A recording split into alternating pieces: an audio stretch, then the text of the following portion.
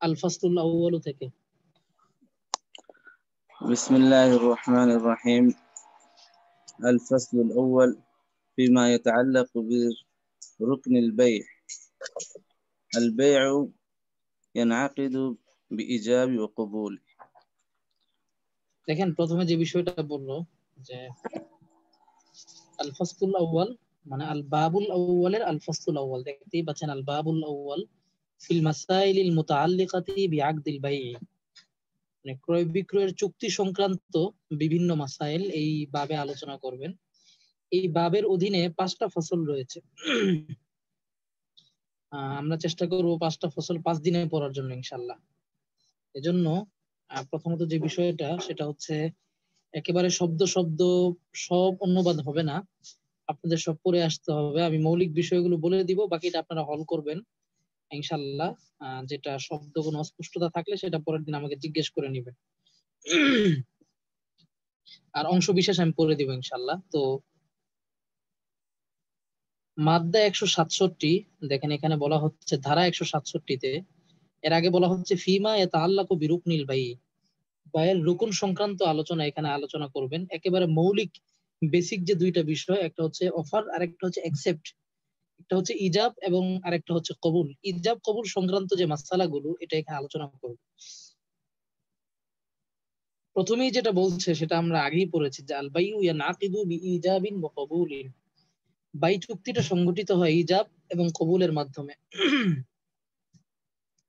তার মানে একটা বাই চুক্তির জন্য তার মূল প্রতিপাদ্য বিষয় হচ্ছে, মূল রুকন হচ্ছে ইজাব কবুল, অফার অ্যাকসেপ্ট, এ দুটো যদি নিশ্চিত হয় তাহলে বাই চুক্তি সম্পাদিত হয়ে যাবে। ধারা 168-তে দেখেন আল ইজাবু ওয়াল কবুলু ফিল বাই'i ইবারাতুন আন কুল্লি লাফযাইনি মুস্তা'মালাইনি লিইনশাইল বাই'i ফি উরফিল বালদাতি। ইজাব এবং কবুল বায়ের ক্ষেত্রে যে ইজাব কবুলের দ্বারা কি উদ্দেশ্য, দেখেন এখানে বলা হয়েছে, সকলেই খেয়াল করেন, প্রত্যেক দেশ প্রত্যেক ওরফে বাই চুক্তি সম্পাদনা করার জন্য যেই শব্দগুলো ব্যবহার হয় সেই শব্দগুলোই মূলত ইজাব কবুল। এটার জন্য সুনির্দিষ্ট কোনো শব্দ ইসলামে বলা নেই। প্রত্যেক সমাজ প্রত্যেক ওরফে ক্রয় বিক্রয়ের সময় ক্রেতা বিক্রেতা যেই শব্দগুলোর মাধ্যমে তারা তাদের ইজাব কবুল সম্পন্ন করেন সেটাই মূলত ইজাব কবুল। এটা এমন না যে আজাবতু আরেকজন বলবেন কাবালতু, এভাবে বলতে হবে, এটা জরুরি না। বুঝতে পেরেছেন? ইবারাতুন এর দ্বারা উদ্দেশ্য হলো আনকুল্লি লফজাইনে, প্রত্যেক এমন দুটি শব্দ মুস্তামালাইনে যেটা ব্যবহৃত হয় লি ইনশা ইল বাই'i, বাই চুক্তি সম্পাদনার জন্য, ফি উরফিল বালদাতি মানে বিভিন্ন দেশের ওরফে যেটা ব্যবহৃত হয়। যেমন দেখেন আমরা যদি আমাদের বাংলাদেশের সিচুয়েশনের কথা বলি, তাহলে বাংলাদেশে আমরা যখন একটা দোকানে যাই, দোকানে গিয়ে কি বলি, ভাই ডিম আছে? হ্যাঁ ডিম আছে। ডিম দেন তো। ডিম দেন তো, এটা হচ্ছে আপনার ইজাব। আর ব্যবসায়ী যে ডিমটা প্যাকেটে ভরে আপনাকে দিলেন, নেন, এটা হচ্ছে কবুল। এক ধরনের আমাদের বাংলাদেশের কথা যদি আমরা চিন্তা করি, আমাদের বাংলাদেশের দোকানগুলোতে আপনার ইজাব কবুলটা হয় মূলত আমরের শব্দ দিয়ে। বুঝতে পারছেন সকলে? জি জি, আলহামদুলিল্লাহ। অনেকটা অর্ডার শব্দ দিয়ে, মানে আমরা একটা অর্ডার করি দোকানে গিয়ে, ভাই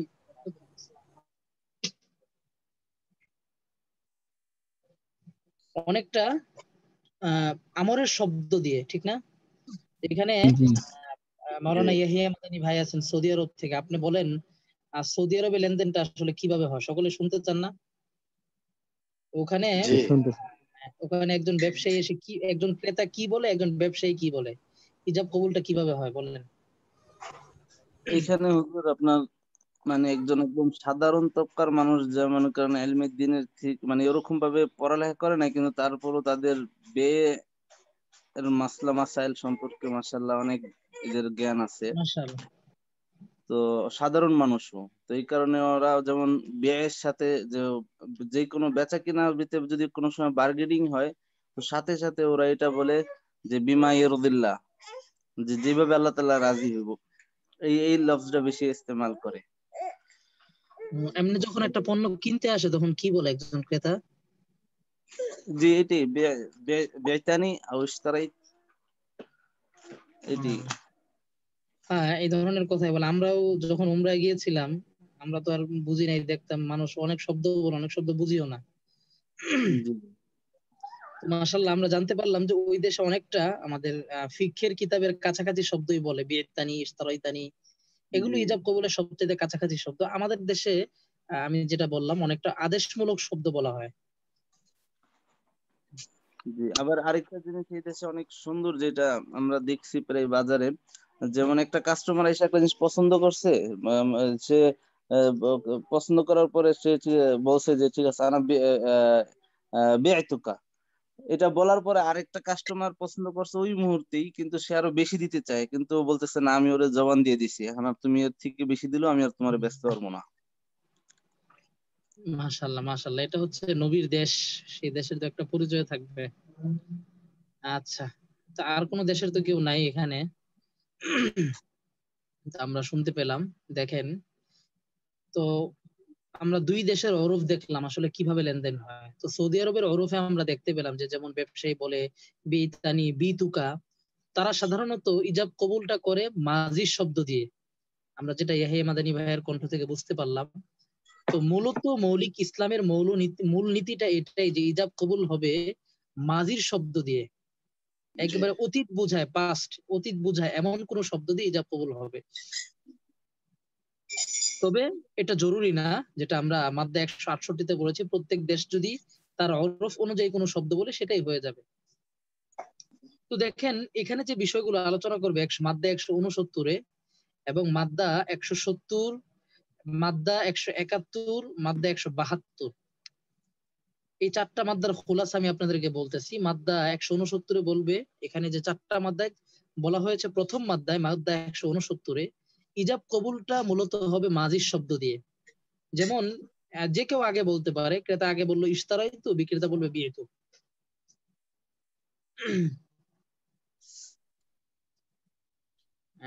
এক মিনিট।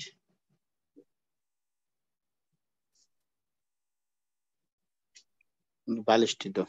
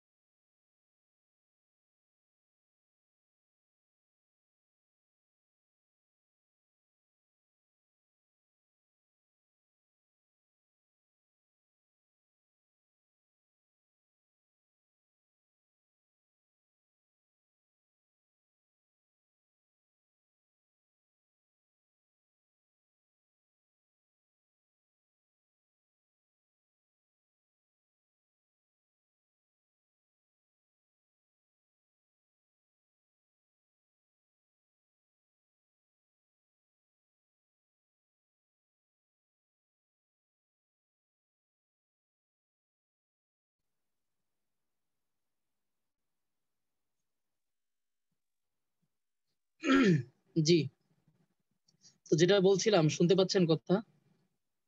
হ্যাঁ। জি শোনা যাচ্ছে হুজুর। মাদ্দা 169 বলা হয়েছে যে ইজাব এবং কবুলটা এটা মূলত মাজির শব্দ দিয়ে হবে। বুঝতে পেরেছেন? তো এখন কথা হলো, যদি মুজারের শব্দ দিয়ে হয় তাহলে মাদ্দা দেখেন 170-এ বলা হয়েছে যে মুজারের শব্দ দিয়ে যদি হাল উদ্দেশ্য নেওয়া হয়, অর্থাৎ বর্তমান উদ্দেশ্য নেওয়া হয়, তাহলে মুজারের শব্দ দিয়েও ইজাব কবুল সম্পাদিত হয়ে যাবে। অতএব কেউ যদি আবিউ আশতারি এ জাতীয় শব্দ বলে কোনো ক্রেতা বিক্রেতা যদি লেনদেন করে, আরবি ভাষা, এটা আরবি ভাষার ক্ষেত্রে, আমাদের বাংলাদেশের ক্ষেত্রে প্রযোজ্য না, আবিউ আশতারি বলে লেনদেন করে কিন্তু তাদের উদ্দেশ্য হয় হাল বোঝানো, বর্তমান বোঝানো, তাহলে লেনদেন সম্পন্ন হয়ে যাবে। এই বুঝতে পারছেন? হ্যাঁ। দেখেন 171-এ বলা হচ্ছে যদি ভবিষ্যৎ বোঝায় এমন কোন শব্দ বলে, যেমন কেউ আবিউ শব্দ বলল অথবা সাআবিউ বলল, যেটা নিশ্চিত ভবিষ্যৎ বোঝায়, তাহলে এমন শব্দ দিয়ে কখনো ইজাব কবুল সম্পাদিত হবে না। এটা শুধু আরবি ভাষায় না, এটা বাংলা ভাষার ক্ষেত্রে কেউ যদি বলে আমি বিক্রি করব, কেউ বললে আমি কিনবো, এই জাতীয় শব্দ বলে ইজাব কবুল অফার অ্যাকসেপ্ট কখনোই সম্পাদিত হবে না। তখন এটাকে আপনার ইংরেজিতে বলে ফিউচার সেল, মানে যেটাকে আমরা বলতে পারি ওয়াদা। যেমন আমি মাওলানা হুসাইন, সে একটা দোকান দিল, বিশাল গাড়ির শোরুম দিল। আমি তার গাড়ির শোরুমে গেলাম, গাড়ি দেখলাম। মাওলানা হুসাইন আমাকে বললো, জি হুজুর, আপনার কাছে আমি গাড়ি বিক্রি করব। আমি বলছি ঠিক আছে, আমি আপনার কাছ থেকে গাড়ি কিনবো। তাহলে এটা কি লেনদেন হয়েছে বলেন? হয়নি। লেনদেন এখানে হয়নি। কেন হয়নি? কারণ এখানে আমরা দুইজন যে কথা বলেছি সেটা ভবিষ্যৎ বোঝায় এমন কথা, এবং আপনার এই কথা এটা একটা ওয়াদার পর্যায়ে, যে মাওলানা হুসাইন আমাকে ওয়াদা করেছেন তিনি আমাকে গাড়ি বিক্রি করবেন। আমি তার কাছে ওয়াদা করেছি যে তার বিক্রিত গাড়িটা আমি ক্রয় করব। ক্লিয়ার হয়েছে? হ্যাঁ। এক পক্ষ যদি বলে আমি কিনলাম, ক্রেতা যদি বলে, একজন বললো আমি 20 টাকায় পণ্যটা বিক্রি করব, সে বললো আমি 20 টাকায় কিনে নিলাম, দাও, এখন বিক্রি হয়ে যাবে? এখন যদি আমাদের দেশের ওরূপ বলেন তাহলে বিক্রি হয়ে যাবে। বুঝতে জি পেরেছেন? আমাদের জি। দেশে কোনো ভবিষ্যৎ মানে এভাবে লেনদেন হয়, তবে দুইজনই যদি বলে বিক্রি করব কিনবো, সেক্ষেত্রে আমাদের দেশেও হবে না।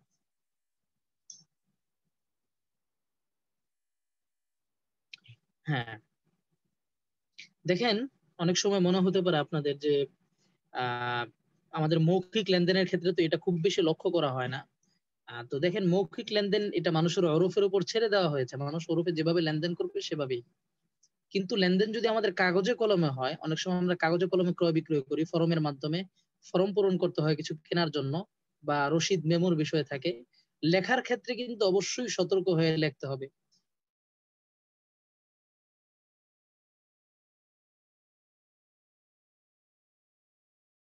বুঝতে পেরেছেন? এক্ষেত্রে কোনো ওরফ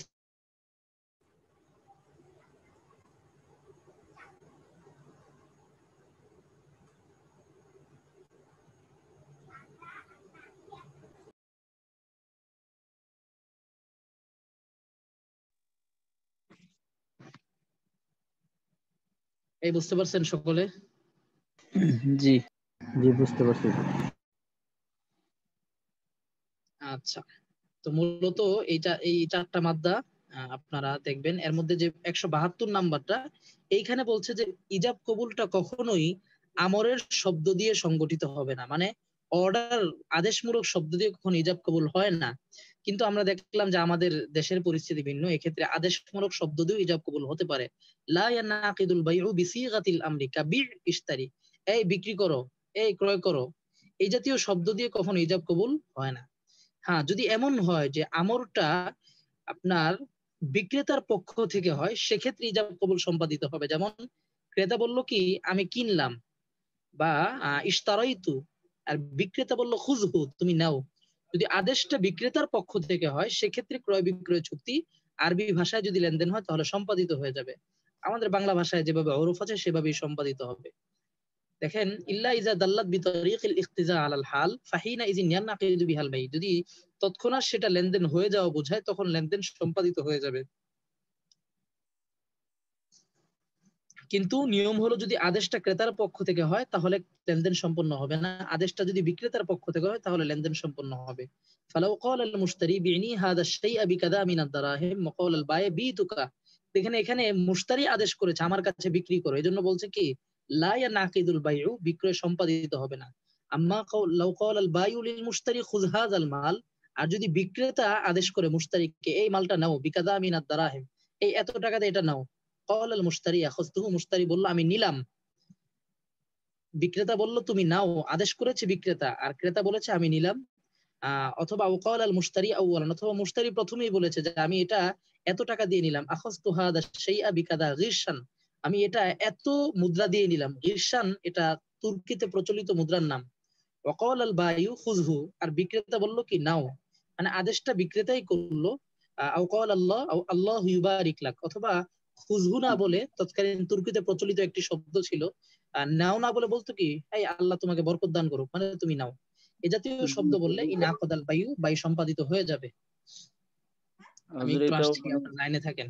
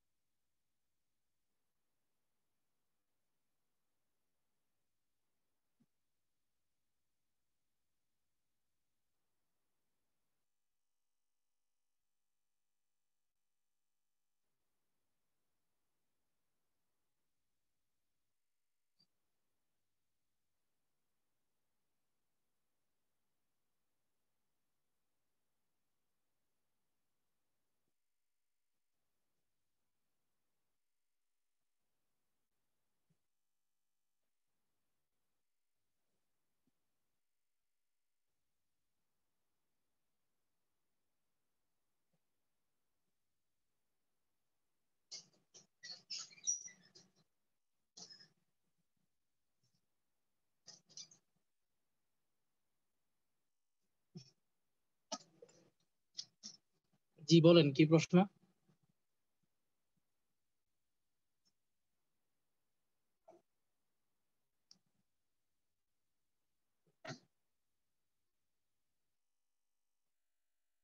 জি বলেন কি প্রশ্ন?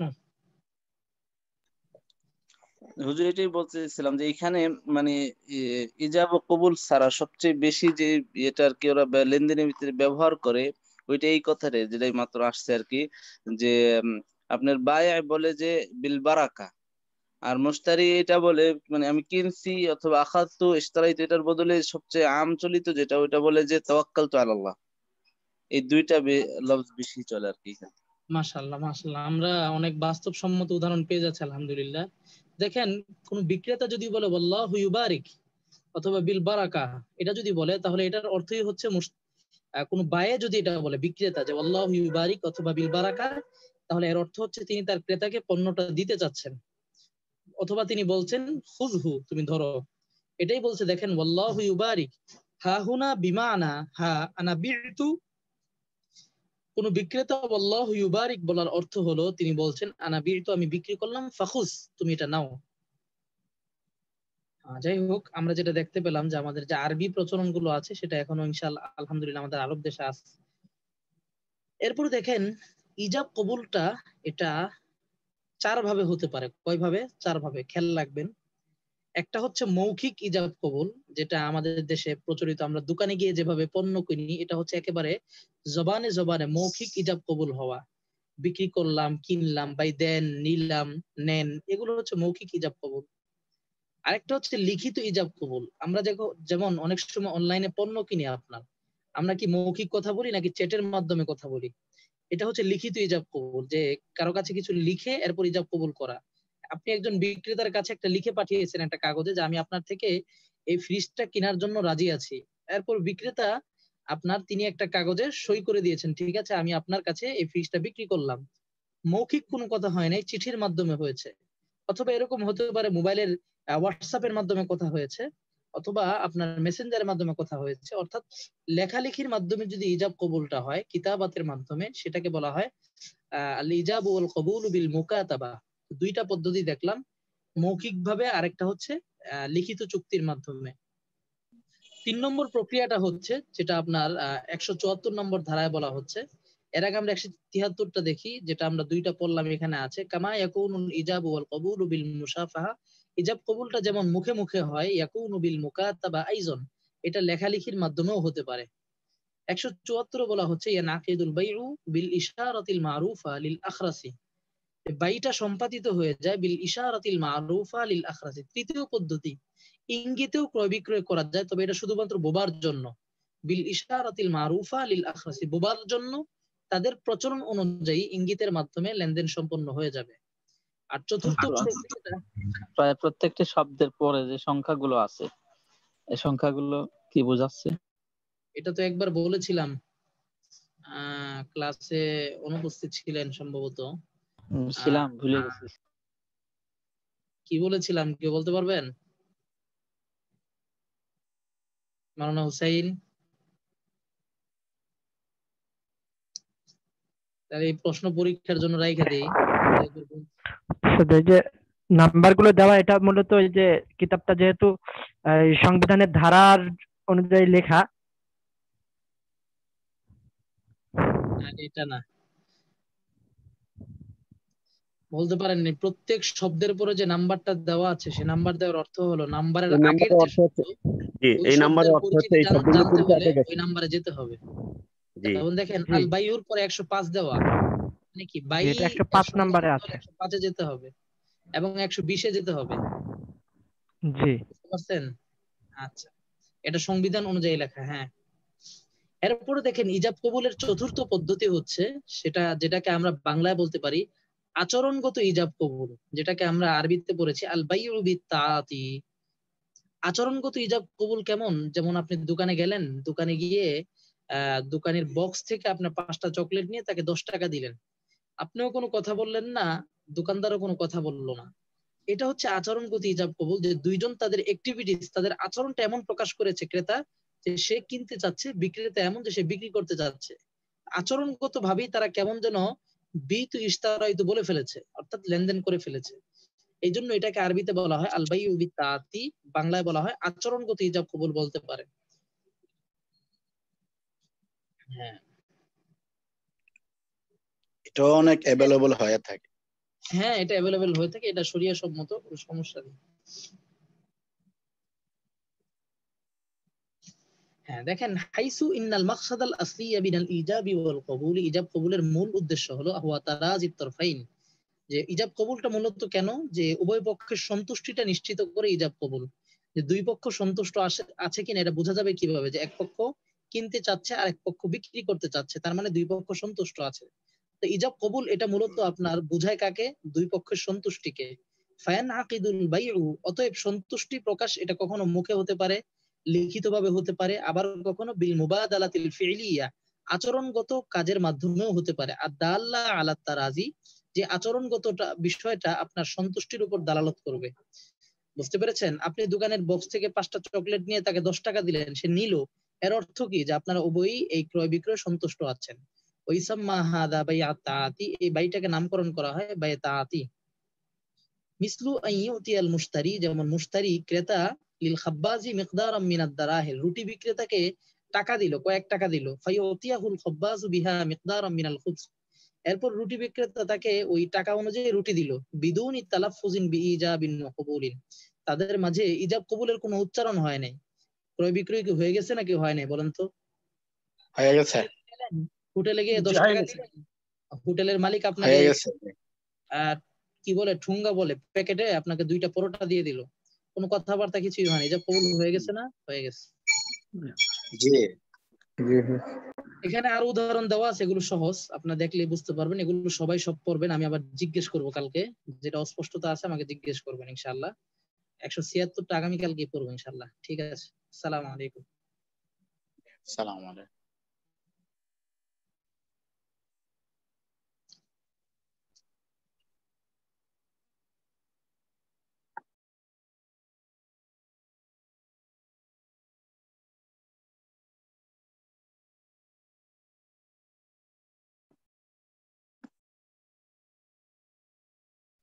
আসসালামু আলাইকুম। সালাম আলাইকুম। ওয়ালাইকুম আসসালাম ওয়া রাহমাতুল্লাহ। আচ্ছা, সবাই ইয়াদ করেছিলেন কি? জি ইনশাআল্লাহ।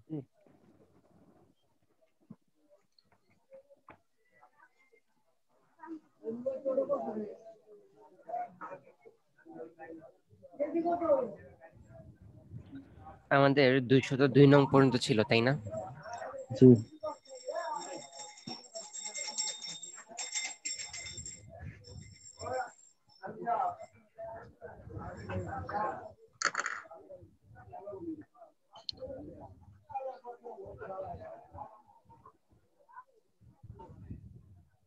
দুইশো নং কায়দার বলেন দেখি, আলী আকবর।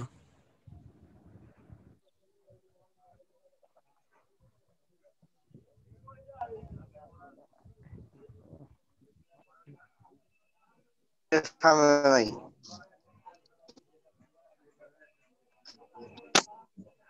কিতাবটা সামনে নাই, কি স্ক্রিনটা দিলে বল। বিসমিল্লাহির রহমানির রহিম। কয়দা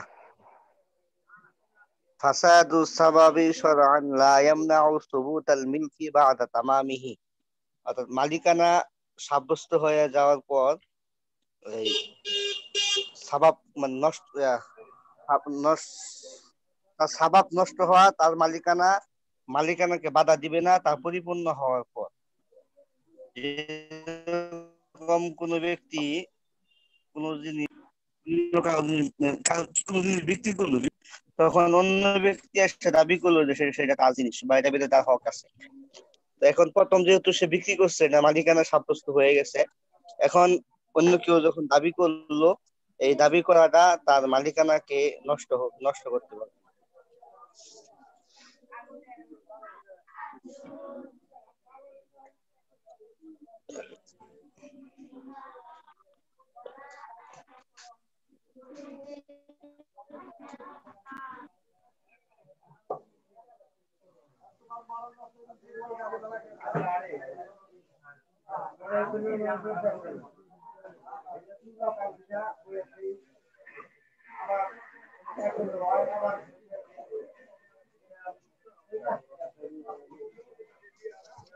আচ্ছা, 202 নং কায়দা সবাই বলেন দেখি। বিসমিল্লাহির বিসমিল্লাহির রহমানির রহমানির রহিম আল-ফি'লু মাতা কানা মুবাহান তাসিরু যালিকা সাবাবান মুসিবান সিদ্দিয়াতি ওয়াল কাফারাতি। الفعل متى কোন كان কাজটা বৈধ হলে জায়েজ হয় তখনই দিয়াত কিংবা সেটা কাফারা ওয়াজিবের দিয়ত বা কাফারা ওয়াজিবকারী সবব হয় না। ওয়াজিবকারী হইবে না। যে দিয়ত এবং কাফারা এগুলো তো মূলত জায়েজ কাজের মধ্যে আসে না, বরং যেমন যে যদি সকল কোনো কাজ আল্লাহ ব্যক্তি কর্তৃক সেই কাজ করার কোনো মাধ্যমে কাজ দিয়ত আসে, করতে যেমন বলছে আত্মহত্যা করার কারণে দিয়ত আসে, রক্তপাত দিতে হয়, মৃত্যুবরণ দিতে হয়। আর অথবা যে যেমন কাফারা, রমজান মাসে খেয়ে ফেললে সেক্ষেত্রে কাফারা আসে। তো এগুলো মূলত নিষিদ্ধ কাজ যদি কেউ করে সেক্ষেত্রে দিয়ত এবং কাফারা আসে। কোন একটা জায়েজ কাজ, বৈধ বৈধ ভালো কাজের কাজ, মধ্যে যদি কোনো কাজ কথা তার ভুল কাফারা করে ফেলে অথবা তাহলে দিয়ত সে জায়গায় মতো পারে। কাফারা দিতে হবে না। রক্ত আসে বা রোজা না রাখলে তার কাফারা আসে, অর্থাৎ কাফারা ভালো এটা আল্লাহ তাআলা খারাপ কাজ করলে তার জন্য নিষেধ। কোন আল্লাহর যেগুলো ফরজ হুকুম বা ওয়াজিব হুকুম এগুলো না করলে কাজা কাফারা আসে। আচ্ছা, এটা আরেকটা মেসাল যেমন আমরা দেখতে পারি, আপনি মনে করেন নিজের আপনার জমি আছে, একটা জমিতে আপনি কোনো কূপ খনন করলেন। এখন ওই কূপ খননে করার কারণে ওখানে কেউ পড়ে, হ্যাঁ, ওই কূপের মধ্যে কেউ পড়ে মারা গেল, তো এই জন্য দিয়ত আসবে না। দিয়ত আসবে না কেন? কারণ আপনি তো তাকে তার মৃত্যুর জন্য কূপ খনন করেন নাই, আপনি নিজের কাজের জন্য করছেন, সে পড়ছে, তা আপনি করেছেন জায়েজ কাজ, ঠিক আছে? তো জায়েজ কাজের কারণে সে যখন এটা পড়ে মারা গেল, তাহলে এখানে আপনার কোনো দোষ নাই, কারণ আপনার কাজটা জায়েজ ছিল। এই এই জায়েজ কাজের কারণে আপনার উপর কোনো দিয়ত বা কোনো কাফারা আসবে না। আচ্ছা, এরপর আমাদের 203 নং কায়দাটা পড়েন দেখি।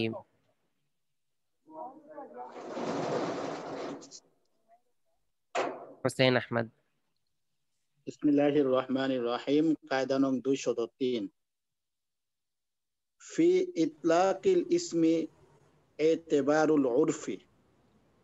আচ্ছা, 203 নং কায়দা, ফি ইতলাকিল ইসমি ইতিবারুল উরফি। ফি ইতলাকিল ইসমি ইতিবারুল উরফি। আচ্ছা, এরকম একটা কায়দা আমি ইতিপূর্বে পড়েছি, অর্থাৎ ইতলাক কাকে বলে, মুতলাক কাকে বলে। কোনো একটা জিনিসকে যখন কোনো মানে কয়েদ ছাড়া উল্লেখ করা হয়, কোনো একটা শর্ত ছাড়া বা কোনো একটা দাবি ছাড়া উল্লেখ করা হয়, তখন সেটাকে মুতলাক বলে, ঠিক আছে? তাই মুকাইয়াদের বিপরীত যেটা কোনো একটা কয়েদ লাগানো হয়নি, তাকে বলে মুতলাক। তো ফি ইতলাকিল ইসমি, তো যখন কোনো ইসিম ব্যবহার, হ্যাঁ, যখন কোনো নামকে, যখন কোনো বিষয়ে ইসিমকে বা কোনো নামকে ইতলাক ভাবে বা মুতলাক ভাবে ব্যবহার করা হয়, তো ইতিবারুল উরফি মানে ইয়াজুজু ইতিবারুল উরফি, তো সেটাকে উরফের মানে প্রচলন হিসাবে ধরে নেওয়াটা বৈধ, ঠিক আছে? তো সেটাকে প্রচলন হিসাবে ধরে নেবে। তো ফি ইতলাকিল ইসমি, শর্তহীন ভাবে বা শর্তহীন ভাবে অথবা মুতলাক ভাবে কোনো কিছু উল্লেখ করা হলে, হ্যাঁ, ইতিবারুল উরফি, সেখানে প্রচলনটা উদ্দেশ্য নেওয়া হবে। ইতিবারুল উরফি মানে ইতিবারুল উরফ, সেখানে প্রচলনটাকে উদ্দেশ্য নেওয়া হবে। তো মুতলাক যে কোনো কিছু বলা হলে সেটাকে ঠিক আছে, মুতলাক ভাবে মানে কয়েদ মুক্ত ভাবে যে কোনো কিছু বলা হলে সেটাকে সামাজিক উদ্দেশ্য নেওয়া হবে, সমাজ যেটা প্রসিদ্ধ, যেটা প্রচলিত, সেটা উদ্দেশ্য নেওয়া হবে। উদ্দেশ্য কি আমরা আগেই জেনেছি। যেমন মনে করেন কেউ বললো যে সে ডিম খাবে না, হ্যাঁ, কেউ কসম করলো ডিম খাবে না। এখন ডিম দ্বারা সমাজে কি উদ্দেশ্য নেওয়া হয়? সাধারণত মুরগির ডিম উদ্দেশ্য নেওয়া হয়, যে মুরগির ডিম হচ্ছে প্রসিদ্ধ। তো অতএব এটা সে যেহেতু মুতলাক ভাবে বলছে, সে মুরগির ডিমও বলে নাই, মাছের ডিমও বলে নাই, কোনো কয়েদ লাগায় নাই। তো যদি সে মুতলাক ভাবে বলছে, এটাকে উরফের দিকে নেওয়া হবে, অর্থাৎ উরফে যেহেতু ডিম দ্বারা মুরগির ডিম উদ্দেশ্য, অতএব এখানেও এখানে তার কসম দ্বারা মুরগির ডিম উদ্দেশ্য নেওয়া হবে। তো সে মুরগির ডিম খেলে হানিস হয়ে যাবে। এরপর হচ্ছে কেউ বলে যে পোকা খাবো না, ঠিক আছে, পোকা খাবো না, পোকা খাবো না বলে সে চিংড়ি মাছ খেলো, এর দ্বারা হানেস হবে না। কেন হবে না? কারণ সমাজে প্রসিদ্ধ না, ঠিক আছে? অথবা কেউ বললো যে আমি বিছানায় বসবো না, তো বিছানায় বসবো না দ্বারা সে জমিনে বসলো, তো জমিনটা সমাজে বিছানা হিসেবে প্রসিদ্ধ না, তো অতএব এর দ্বারা সে হানেস হবে না। তাহলে কি বুঝলাম আমরা, যে মুতলাক ভাবে কোনো কিছু উল্লেখ করা হলে সেখানে উর্ফটা উদ্দেশ্য নেওয়া হয়, প্রচলনটাকে উদ্দেশ্য নেওয়া হয়। এরপর 204 নং কায়দা বলেন দেখি আব্দুস সাত্তার।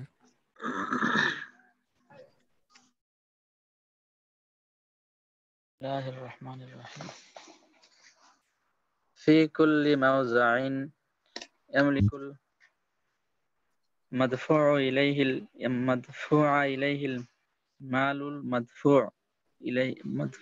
المدفوع إليه مقابلا بملك ماله فإن المأمور يرجع بلا شرط وإلا فلا.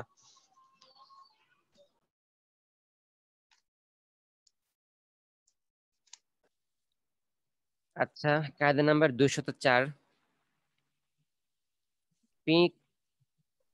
في كل موضع يملك المدفوع إليه المال المدفوع إليه مقابلا بملك ماله.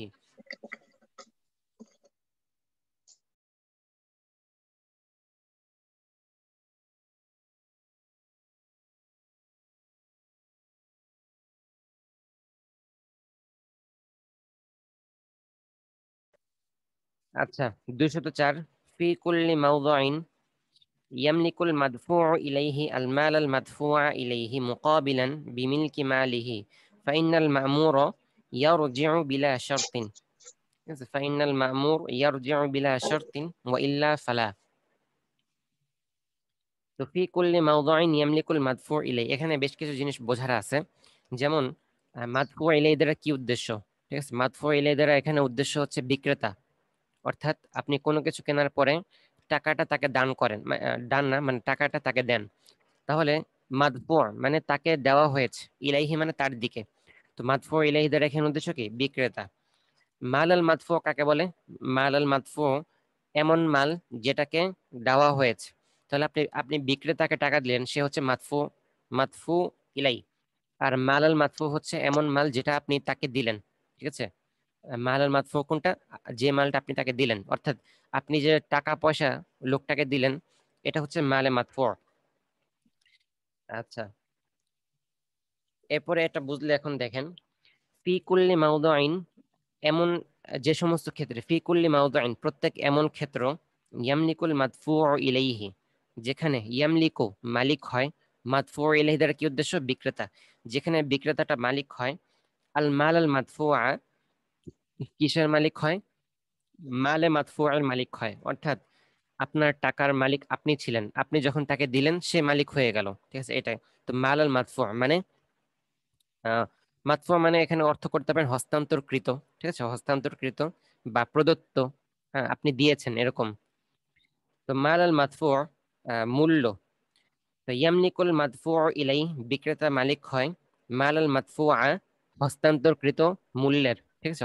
হস্তান্তরকৃত মালের মালিক হয় ইলাইহি এখন সে যে মালিক হলো, মালিক হওয়ার পেছনে রিজনটা কি, কারণটা কি?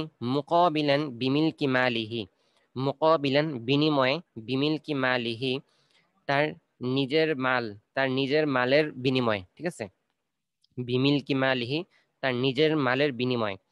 তো মুকাবিলান বিমিলকি মালিহি নিজের মালের বিনিময়।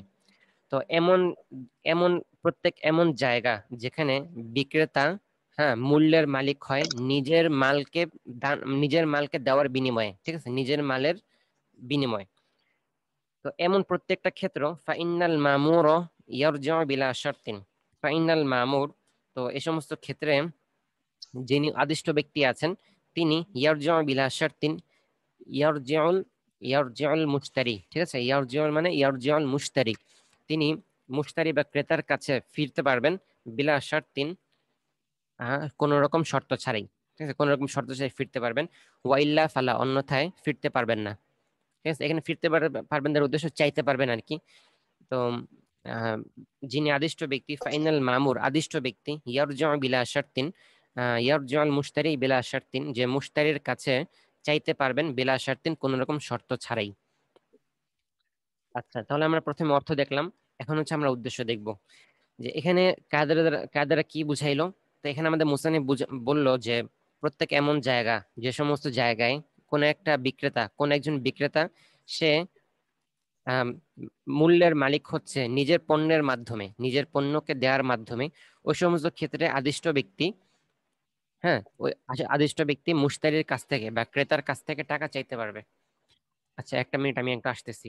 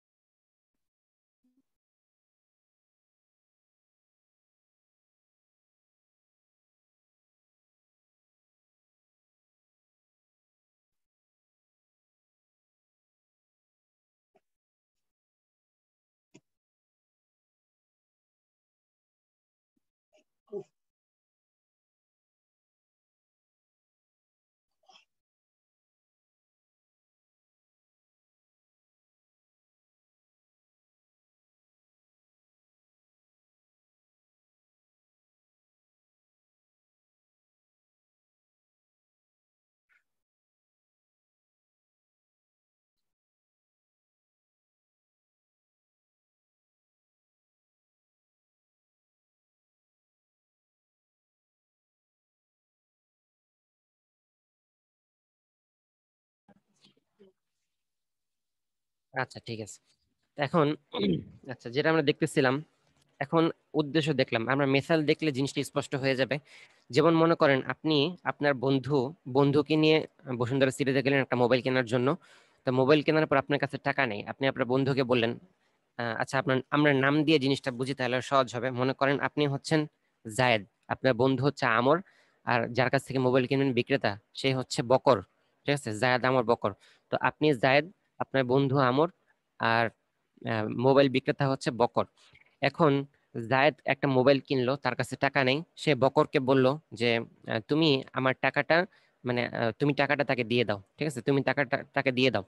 এখন আমরের জন্য আবশ্যক হইল এই টাকাটা বকরকে দিয়ে দেওয়া। ঠিক আছে, বিক্রেতা যিনি বকর আছেন তাকে দিয়ে দেওয়া। এখন বকর যে টাকাটার মালিক হচ্ছে, এটা রিজনটা কি? সে নিজের মোবাইল, হ্যাঁ, মোবাইলটা তার মালিকানায় ছিল, সে নিজের মালিকানার বস্তু জায়েদকে দিছে, যার কারণে সে এই মূল্যটা পাচ্ছে। তাহলে এই মূল্যটার পিছনে রিজন বা এই মূল্যটা সে যে মালিক হইতে পারলো, আমর যে মূল্যটা বকরকে দিবে, তো বকর যে মূল্যটার মালিক হবে, এটার পিছনে রিজনটা কি? রিজনটা হচ্ছে বকরের মোবাইলের মালিক, মানে বকরের যে মোবাইলটা ছিল তার মালিকানাধীন, এটা সে সেল করে দিয়েছে জায়েদের কাছে। ঠিক আছে, তাহলে এখানে এমন একটা মাউজা পাওয়া গেল যেখানে মাতফু ইলাই সে মালিক হয়েছে নিজের মালের মোকাবেলায়। ঠিক আছে, নিজের মালের মোকাবেলায়। তো এখন মোসানি বলতেছেন যে এই যে মামুর আছেন, অর্থাৎ আমর, হ্যাঁ, আমরকে আদেশ করা হয়েছিল যে তুমি আমার মূল্যটা পরিশোধ করে দাও। এই যে মামুর আছেন, এই মামুর জায়েদের কাছে, হ্যাঁ, জায়েদের কাছে মানে প্রথম পক্ষ, মানে আপনার কাছে এসে নিঃশর্তে টাকা চাইতে পারবে যে আমি তো তোমার হয়ে টাকা পরিশোধ করছিলাম, তুমি এখন আমার টাকা কি করো, আদায় করে দাও। ঠিক আছে, নিঃশর্ত ভাবে চাইতে পারবেন। তো প্রত্যেক এমন জায়গা যেখানে মাতফু মাল, অর্থাৎ যে মূল্যটা তাকে দেওয়া হলো এই মূল্যের মালিক হয়, বিনিময় কি? বিনিময় হলো সে নিজের মালিকানার একটি বস্তু প্রদান করে। ঠিক আছে, নিজের মালিকানার একটি বস্তু প্রদান করে। তো এমন সমস্ত ক্ষেত্রে যিনি আদিষ্ট ব্যক্তি আছেন, যেমন আমাদের মেসালের মধ্যে আমর হচ্ছেন আদিষ্ট ব্যক্তি, বন্ধু যে বন্ধুকে বলছে তুমি আমার টাকা দিয়ে দাও, তো সে হচ্ছে আদিষ্ট ব্যক্তি। এই আদিষ্ট ব্যক্তি মুশতারির কাছে, অর্থাৎ প্রথম ব্যক্তি যিনি হচ্ছেন জায়েদ, তার কাছে নিঃশর্তে টাকা চাইতে পারবে, কোনো শর্ত দরকার নেই। ঠিক আছে, এই হলো প্রথম অংশের মেসাল। এখন দ্বিতীয় অংশ যেটা ওয়া ইল্লা ফালা, অন্যথায় চাইতে পারবে না। অন্যথায় চাইতে পারবে না দ্বারা কি উদ্দেশ্য? অর্থাৎ যে সমস্ত প্লেস এমন হয় যে সেখানে দ্বিতীয় ব্যক্তি মানে মাদফু ইলাইহি মালের মালিক হচ্ছে, কিন্তু বিনিময়ে তার নিজের কোনো মাল সে দিচ্ছে না, হ্যাঁ, এমন সমস্ত ক্ষেত্রে তখন আর আদিষ্ট ব্যক্তি সে টাকা চাইতে পারবে না শর্ত ছাড়া। ঠিক আছে, কিরকম? যেমন জায়েদের কাছে মনে করেন একজন ফকির টাকা চাইলো, তো জায়েদের কাছে টাকা নেই, সে আমরকে বললো যে তুমি ফকিরটাকে 5 টাকা দিয়ে দাও। এখন এই ফকিরকে 5 টাকা দিলে সে 5 টাকার মালিক হবে। এখন তার মালিকের পেছনে রিজনটা কি? সে জাস্ট চাইছে, কিন্তু সে নিজের পক্ষ থেকে, ফকির নিজের পক্ষ থেকে কোনো কিছু কিন্তু দিবে না। ঠিক আছে, তার মালিকানা কোনো কোনো কিছু দিবে না। তাহলে সে যে মালিক হচ্ছে, এই মালিকানার বিপরীতে তার তার কাছ থেকে কিছু যাবে না, বরং শুধু আসবে। তাহলে এই যে বিনিময়হীন, হ্যাঁ, অর্থাৎ এই যে সে মালিক হচ্ছে, ফকিরটা মালিক হচ্ছে, এখানে কোনো বিনিময় নাই। তাহলে বিনিময় না থাকার কারণে এই ক্ষেত্রে মামুর যিনি আছেন, আমর যিনি আছেন, আমর মামুর যাকে আদেশ করা হয়েছিল, তিনি জায়েদের কাছে টাকা চাইতে পারবেন না। ঠিক আছে, জায়েদের কাছে টাকা চাইতে পারবেন না, বরং তিনি দিলে এটা তার নিজের পক্ষ থেকে দেওয়া হবে বলে ধরে নেওয়া হবে। তিনি আর জায়েদের কাছে টাকা চাইতে পারবেন না। তবে তিনি যদি এটা শর্ত করেন যে আমি টাকা দিয়ে দিচ্ছি, 5 টাকা দিয়ে দিচ্ছি, কিন্তু তোমার কাছ থেকে আমি পরে নিয়ে নিব, তো জায়েদ বলল ঠিক আছে আমার কাছ থেকে পরে নিয়ে নিও, তাহলে এরকম শর্ত করলে আবার পরে কি করা হবে, নেওয়া যাবে, কোনো সমস্যা নেই। ঠিক আছে, তবে যদি কোনো শর্ত না করে, হ্যাঁ, শর্ত না করলে তখন আর চাইতেও পারবে না। এটাই ছিল মূলত কায়দা। এমনটা অনেক সময় আমাদের সমাজের মধ্যে দেখা যায় যে আমরা 2 জন বা 3 জনের সাথে যাচ্ছি, অনেক সময় ফকির আমার কাছে টাকা চাইলো, তো আমি বললাম আরেকজনকে বললাম যে ভাই তোমার কাছে 2 টাকা বা 5 টাকা থাকলে তুমি দিয়ে দাও। তো এটা দেখা যায় যে আসলে পরবর্তীতে সেও চান আর এভাবে দেওয়াও হয় না। হ্যাঁ, সেটাই। এজন্যই যদি কেউ চেয়ে বসে, তাহলে তার এই চাওয়াটাকে রদ করার জন্যই মূলত এই কায়দাটা। ঠিক আছে, অর্থাৎ চাইলেও যেন তাকে এই কায়দা দেখিয়ে তাকে বিরত রাখা যায়, এটাই আর কি। আচ্ছা, এরপর আমাদের সময়ও শেষ পর্যায়ে। আচ্ছা, আমরা নস দেখে ফেলি, 5 মিনিট আছে যেহেতু। তো তাহলে এ পর্যন্ত থাক। একটা বড় একটা কায়দা সবাই ভালো মতো ইয়াদ করে আসবেন। জি ইনশাআল্লাহ।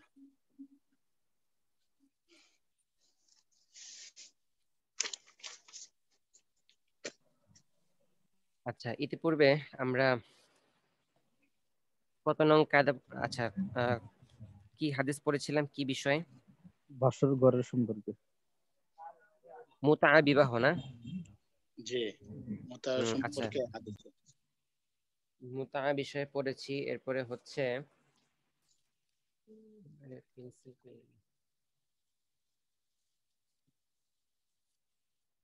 আচ্ছা, মুতা পড়েছি। এরপর আমরা পড়লাম প্রাপ্তবয়স্ক মহিলা যিনি আছেন, তার বিবাহের জন্য। খোলাতের ব্যাপারে পড়া হয়েছিল। জি জি, বাসর ঘর সম্পর্কে হাদিস করা হয়েছে। না না, খোলাত অর্থাৎ নির্জনতা অবলম্বন করলে যে মহর আবশ্যক হয়। আচ্ছা, হাদিস পড়া হয়েছিল বুখারী। ঠিক আছে। এরপরে হচ্ছে মুতা বিবাহ নিষিদ্ধ করার ব্যাপারে পড়লাম। এরপর হচ্ছে প্রাপ্তবয়স্ক মহিলা বিবাহ করার জন্য অভিভাবকের প্রয়োজন নেই। ঠিক আছে, অর্থাৎ পুরুষ মহিলা যদি প্রাপ্তবয়স্ক হয় তাহলে বিবাহের জন্য অভিভাবক লাগে না, বরং ইজাব ইজাব কবুল এবং সাক্ষী পাওয়া গেলে কি হয়ে যায়, বিবাহ সই হয়ে যায়। এই সম্পর্কে হাদিস দেখলাম। এরপরে হচ্ছে আজকে আমরা দেখব বিবাহের ক্ষেত্রে কুফু কেন গুরুত্বপূর্ণ। ঠিক আছে, কুফুটা এই জন্য গুরুত্বপূর্ণ কারণ কুফুটা পরবর্তী জীবন একসাথে চলার জন্য খুবই কাজে লাগে। হ্যাঁ, যদি রাস্তার মেয়ের সাথে কোনো ধনী ছেলের সাথে বিয়ে দেওয়া হয়, এটা কিন্তু একসময় বিবাহ টিকবে না, কারণ উভয়ে এক পরিবেশে বড় হয়নি।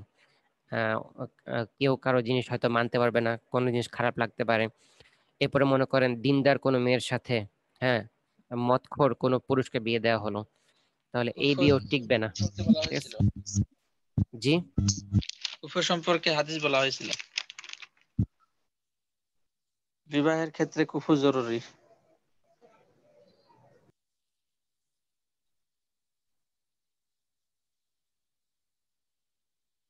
আচ্ছা, বলা হয়েছে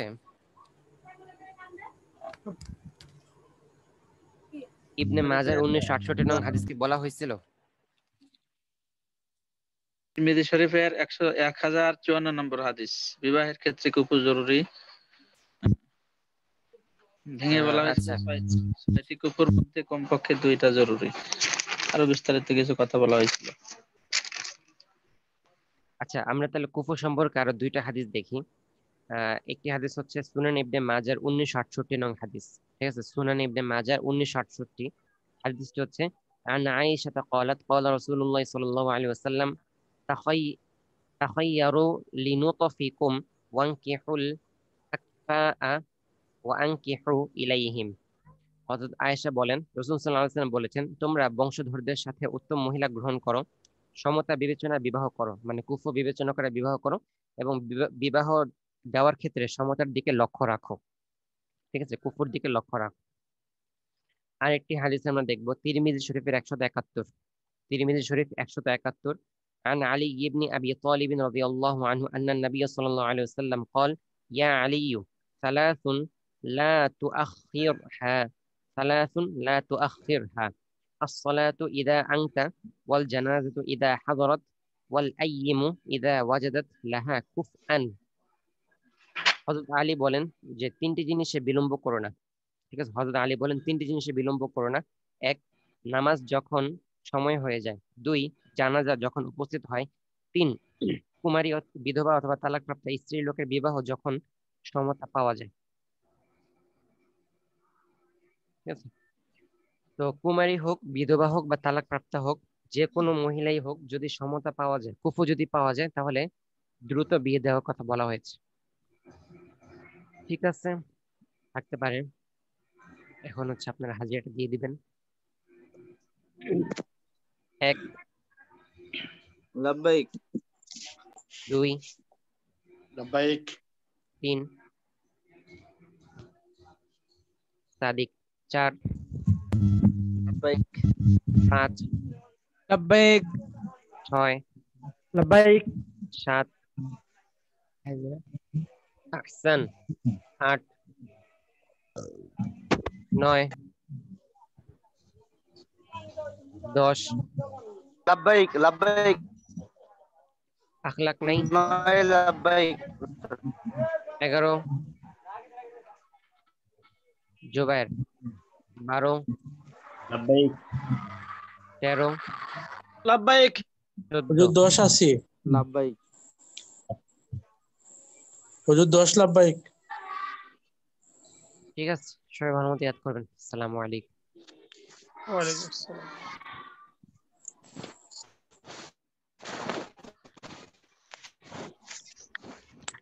আসসালামু আলাইকুম ওয়া রাহমাতুল্লাহ। ওয়ালাইকুম আসসালাম। আসসালামু আলাইকুম। ওয়ালাইকুম আসসালাম ওয়া রাহমাতুল্লাহ। সবাই ভালো আছেন? আলহামদুলিল্লাহ। জি আলহামদুলিল্লাহ। হুজুর ভালো আছেন নি? জি আল্লাহর রহমতে ভালো, আলহামদুলিল্লাহ। আচ্ছা, সবাই কি ক্লাসের পরে আবার পড়া দেখার সময় সুযোগ হয় সবার? জি। আচ্ছা, তা আমি তো সবাইকে বলি যে মানে একসাথে পিছনে পড়া শোনানোর জন্য, কিন্তু একজন শোনান। মানে এটা বলা হয় এই জন্য যাতে করে সবাই শোনালে পিছনের পড়াটা কি হয়েছে একটা মানে ই হইলো, বোঝা গেল যে কতটুকু তারা পড়েছেন বা এই সম্পর্কে জানার জন্য। এরপরে তো কিন্তু শুধু একজন করে বলেন, সবাই তো বলেন না। সবাই বললে বোঝা যায় কে কতটুকু পড়েছেন, কার কতটুকু পড়া হয়েছে। আচ্ছা, গত সবকটা বলেন নিজের ভাষায়, সবাই বলতে পারেন, অসুবিধা নেই। বিসমিল্লাহির রহমানির রহিম। আলোচনা চলতেছিল নিয়ত প্রসঙ্গে। নিয়ত প্রসঙ্গে আলোচনা করে মুসান্নিফ রহমাতুল্লাহি আলাইহি একটা তাফসীর বর্ণনা করেছেন যে যদি কেহ কোনো ইবাদতের ক্ষেত্রে অর্থাৎ নিয়তের ক্ষেত্রে ইনশাআল্লাহ শব্দ বৃদ্ধি করে, অর্থাৎ ইনশাআল্লাহ শব্দ বলে, তো আসলে এই কথাটা আগেও গেছে। মানে ইনশাআল্লাহর বিষয়টা হচ্ছে যে এখানে 2টা দিক। যে সমস্ত উকুদ অথবা তাসারুফের সম্পর্ক আকওয়ালের সাথে, সেই সমস্ত বিষয়ের ক্ষেত্রে যদি ইনশাআল্লাহ বলে তাহলে অবশ্যই ইনশাআল্লাহ এটা প্রভাব বিস্তার করবে এবং এটার মাধ্যমে ওই উকুদ বা তাসারুফ সম্পাদিত হবে না বলেই গণ্য করা হবে, যেমন তালাক, ইতাক ইত্যাদি। আর যে সমস্ত বিষয়ের ক্ষেত্রে যে সমস্ত বিষয় নিয়তের সাথে সম্পৃক্ত, নিয়তের সাথে সম্পৃক্ত কোনো বিষয়ের ক্ষেত্রে যদি ইনশাআল্লাহ বলে, তাহলে ইনশাআল্লাহ এখানে কোনো ধরনের প্রভাব বিস্তার করবে না, বরং এখানে যদি কেউ বলে আগামীকাল আমি রোজা রাখবো ইনশাআল্লাহ, তো এটা ধরে নেওয়া হবে এটা উরফ হিসাবে, অথবা সে বরকতান এটা বলছে, এখানে তার নিয়ত সম্পূর্ণভাবে বিশুদ্ধ হবে। এখানে নিয়ত শুদ্ধতার ক্ষেত্রে কোনো ধরনের এখানে বিঘ্নতা ঘটবে না। এরপরে তাকমিলের মধ্যে বলা হয়েছিল যে নিয়ত আমাদের নিকট, অর্থাৎ হানাফি মাযহাব মতে প্রত্যেকটা ইবাদতের ক্ষেত্রে নিয়ত আবশ্যক। এখানে নিয়ত করতেই হবে, এখানে সকল উলামায়ে কেরাম একমত। তবে নিয়তরা এটা শর্ত নাকি রুকন, নিয়ত এটা আমাদের নিকট মানে সকল উলামায়ে হানাফির নিকট নিয়তরা ইবাদতের মধ্যে রুকন, এটা এটা এটা এটা শর্ত, কিন্তু এটা রুকন না, এটা শর্ত। তবে এখানে তাকবীরে তাহরিমার ক্ষেত্রে এখানে কেউ কেউ দ্বিমত পোষণ করেছেন, তবে বিশুদ্ধ অভিমত এটাই যে তাকবীরে তাহরিমার ক্ষেত্রে রুকনটা শর্ত। এরপরে আইমান অর্থাৎ কসম সম্পর্কে একটি কায়দা বলা হয়েছিল বা একটা বিষয় বলা হয়েছিল যে যদি কেউ কসম করে, কসমটা ব্যাপকভাবে সে মুখে ব্যক্ত করলো, কিন্তু সে মনে মনে বা অন্তরের মধ্যে সে এটাকে খাস করলো, আর ব্যক্ত করার সময় সে ব্যাপকভাবে ব্যক্ত করছে, তখন এমত অবস্থার মধ্যে জমহুর উলামায়ে কেরাম অভিমত হচ্ছে এটা দিয়ানাতান, এটা তার যে সে যে অন্তরে এটাকে খাস করে ফেলেছে, নিয়তের মাধ্যমে সে যে খাস করে ফেলেছে, এটা দিয়ানাতান গ্রহণ করা হবে, তবে কাজান গ্রহণ করা হবে না। কিন্তু আল্লামা খাসাফ রহমতুল্লাহি আলাইহি তিনি বলেন যে কাজানও এটা গ্রহণ করা হবে। এটার অনেকগুলো এক্সাম্পল আছে, কিতাবের মধ্যে একটি এক্সাম্পল উদাহরণ দিয়েছেন, যদি কেহ এ ধরনের কসম করে যে কুল্লু ইমরাতিন আতাজাওয়াজুহা ফাহিয়া তালিকুন, এ ধরনের যদি কেহ কথা বলে বা কসম করে যে আমি যে কোনো মহিলাকে বিবাহ করব সে তালাক, যেটা কুল্লামা কসমের মতো, তো এমত অবস্থার মধ্যে সে কিন্তু এখানে ব্যাপকভাবে নিয়ত করছে যে কোনো মহিলাকে আমি বিবাহ করব সে তালাক, কিন্তু সে অন্তরে নিয়ত করেছে যে আমি যদি নোয়াখালীর মেয়ে বিবাহ করি তাহলে নোয়াখালীর মেয়ে তালাক, নোয়াখালীর কোনো মেয়ে বিবাহ করলে সে তালাক হয়ে যাবে। এই যে সে এইভাবে আন্তরিকভাবে সে যে এটা খাস করে ফেললো, এটা উলামায়ে জুমহুরের নিকট এটা গ্রহণযোগ্য হবে না। তবে আল্লামা খাসাফ রহমতুল্লাহ আলাইহি তিনি বলেন এটা কাজান, এটা তার এটাকে গ্রহণ করা হবে। এই ধরনের আরো যত বিষয় আছে, এভাবে অন্য সকল বিষয়ের ক্ষেত্রে যদি নিয়তটাকে এভাবে খাস করে উলামা জুমহুর উলামায়ে কেরামের নিকট এটাই তার এটা কাজান, এটাকে গ্রহণ করা হবে না। আচ্ছা, সামনে পড়েন দেখি। বিসমিল্লাহির রহমানির রহিম। বিসমিল্লাহির রহমানির রহিম। غصب دراهم إنسان فلما حلفه الخصم عاما نوى خاصا وما قاله الخصاف مخلص لمن حلفه ظالم مخلص لمن حلفه ظالم والفتوى على ظاهر المذهب فمن وقع في يد الظلمة وأخذ بقول الخصاف فلا بأس به. আচ্ছা, বিসমিল্লাহির রহমানির রহিম। এখানে আমকে তাখসিস করা নিয়তের দ্বারাই সম্পর্কে বলা হচ্ছে। আসলে এখানে কায়দা বয়ান করেছে আইমানের ব্যাপারে, মানে অর্থাৎ কসমের ব্যাপারে কিছু কায়দা বয়ান করা হচ্ছে। তো এখন একটা কায়দা, প্রথম কায়দা হলো এটা যে বলছে আগে যে নিয়তের দ্বারা আমকে যদি খাস করে, এটা মকবুল দিয়ানাতান, কাজান মকবুল না। অর্থাৎ শব্দ উল্লেখ করলো আম, কিন্তু নিয়ত করলো খাস। বলছিল যে কুল্লু ইমরাতিন আতাজাওয়াজুহা ফাহিয়া তালিকুন, যত মহিলাকে আমি বিবাহ করি তালাক, কিন্তু যত মহিলার দ্বারা মনে মনে উদ্দেশ্য করছে, যেমন নির্দিষ্ট একটা এলাকার, যেমন নির্দিষ্ট একটা এলাকার যে গোপীবাগের মহিলা, অথবা নারিন্দার মহিলা, এরকম নিয়ত করেছে, অথবা একটা কোনো দেশের, যে ইরাকের মহিলা, তো এরকম কোন একটা মানে এলাকা বা কোন একটা দেশের মহিলা দ্বারা নিয়ত করছে। এখন এটা দিয়ানাতান গ্রহণ করা হবে, অর্থাৎ যদি কাজের কাছে বিচার না যায়, নিজেরা নিজেরা যদি তারা বসবাস করে, তাহলে হয়তো পরকালে মাপ পাবে, কিন্তু কাজের কাছে এটা বিচার গেলে তখন উনি তাফরিক করে দিবেন এবং হুকুম দিবেন যে এখানে তাদের তালাক হয়ে গেছে। এখন এই ব্যাপারে ইমাম খাসসাফ রাহমাতুল্লাহ তিনি ইখতিলাফ করেন। জাহিরি মাযহাব হলো যে কাজান গ্রহণ করা হবে না, কিন্তু খাসসাফ রাহমাতুল্লাহ বলেন যে না, কাজানও গ্রহণ করা হবে, দিয়ানাতও গ্রহণ করা হবে, কাজানও গ্রহণ করা হবে। তিনি বলেন যে কারণ এই ব্যাপারে তো যে এই ধরনের কথা প্রায় অনেকেই বলে থাকে, যদি কাজান গ্রহণ করা না হয় তার জিনিসটা একটা মানে সংকীর্ণতা এসে যায় তার জীবনের উপরে। এই জন্য উনি বলেন যে এই ক্ষেত্রে নিয়তটা, সে যেহেতু মনে নিয়ত করছে, কাজে ওই নিয়তটাকেই ধর্তব্য করা হবে। কিন্তু আমাদের মাযহাব হচ্ছে তাখসিসুল আম বিনিয়াতে মাকবুলাতুন দিয়ানাতান, আমকে নিয়তের সাথে খাস করা দিয়ানাতান কবুল। আর ইমাম খাসসাফের নিকটে কাজান ও কবুল, আমাদের এখানে কাজান কবুল না। এটা আরেকটা উদাহরণ দেওয়া হচ্ছে, মান গাসাবা দারাহিমা ইনসানিন, এক ব্যক্তির কিছু দিরহাম একজনে গসব করেছেন, এক ব্যক্তির কিছু দিরহাম একজনে গসব করেছেন, ছিনতাই করে নিয়ে গেছেন। ফালাম্মা হাল্লাফুল খাসমু, যখন প্রতিপক্ষ তাকে কসম দেওয়াইছে, কারণ শরীয়তের হুকুম হলো যে আগে দলিল দিবে, যে মুদ্দাই সে দলিল দিবে। এখন আল বাইয়িনাতু আলাল মুদ্দাই ওয়াল ইয়ামিনু আলা মান আনকার, অথবা ওয়াল ইয়ামিনু আলাল মুদ্দা আলাই। প্রথম কথা হলো যে মুদ্দাই দলিল দিবে যে তুমি, হ্যাঁ, সে যখন দাবি করেছে যে সে তার থেকে গসব করেছে দিরহাম, দলিল দেওয়ার দরকার ছিল, কিন্তু সে দলিল দিতে পারে নাই, তার কাছে কোনো দলিল নাই। এখন এই জন্য দ্বিতীয় স্টেপে চলে আসছে, হ্যাঁ, তাকে কসম দেওয়াচ্ছে, মুকাবেল মুদ্দাই তাকে কসম দিচ্ছে। এই ফালাম্মা হাল্লাফাহুল খাসমু, হ্যাঁ, মুদ্দা আলাই এখানে দলিল দিতে পারে নাই, এই মুদ্দাই দলিল দিতে পারে নাই, এই জন্য মুদ্দা আলাইকে কসম দেওয়ানো হচ্ছে, অর্থাৎ যে চুরি করছে তাকে কসম দেওয়ানো হচ্ছে। হাল্লাফাল খাসমু আম্মান, যে মুকাবেল মোকাবেল সে কসম দেওয়া হয়েছে আম শব্দ দ্বারা, অর্থাৎ তুমি বলো যে আমি কোনো ব্যক্তির কোনো দিরহাম আমি গসব করি নাই, এই কসম খায় বলো।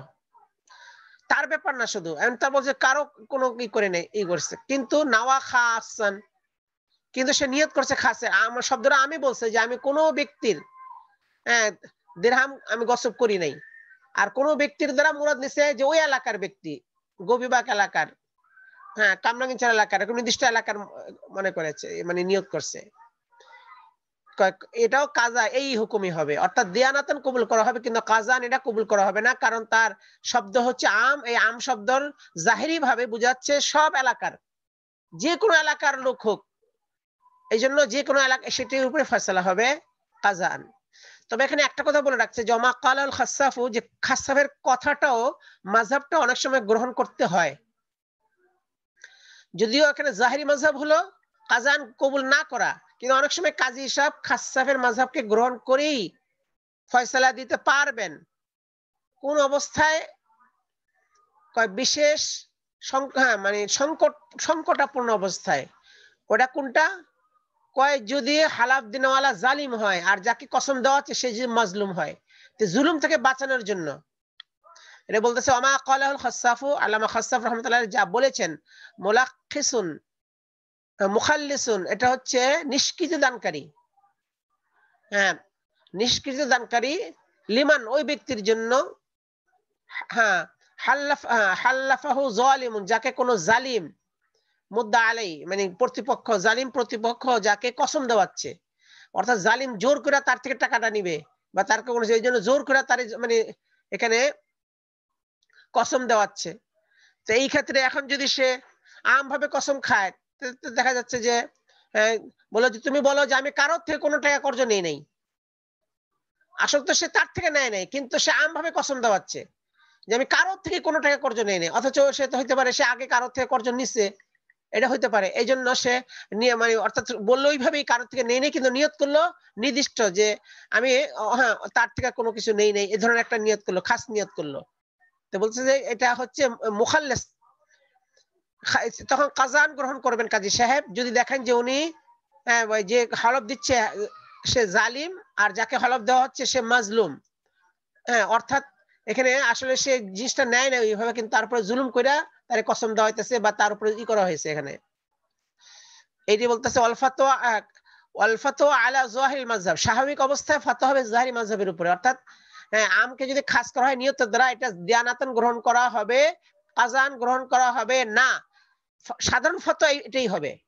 কিন্তু ওয়ামান ওয়াকা ফি ইয়াদি যুলমাতি, কিন্তু যদি কেউ কোনো জুলুমের হাতে পড়ে, জুলুমের হাতে পড়ে মানে যার উপরে কেউ জুলুম করছে, তারা অন্যায়ভাবে তার নির্দোষ একজনকে ধরে আনছে, তার উপরে অপবাদ লাগাইছে, ওয়াখাযা বিকাউলিল খাসাফ, আর তখন যদি খাসাফের কল অনুযায়ী গ্রহণ করে রায় দেওয়া হয়, মানে বিচারক যদি রায় দেন, ওয়াখিযা বিকাউলিল খাসাফের কল অনুযায়ী যদি রায় দেওয়া হয়, ফালা বাসা বিহি, তাতে অসুবিধা নাই, বিচারক রায় দিতে পারেন।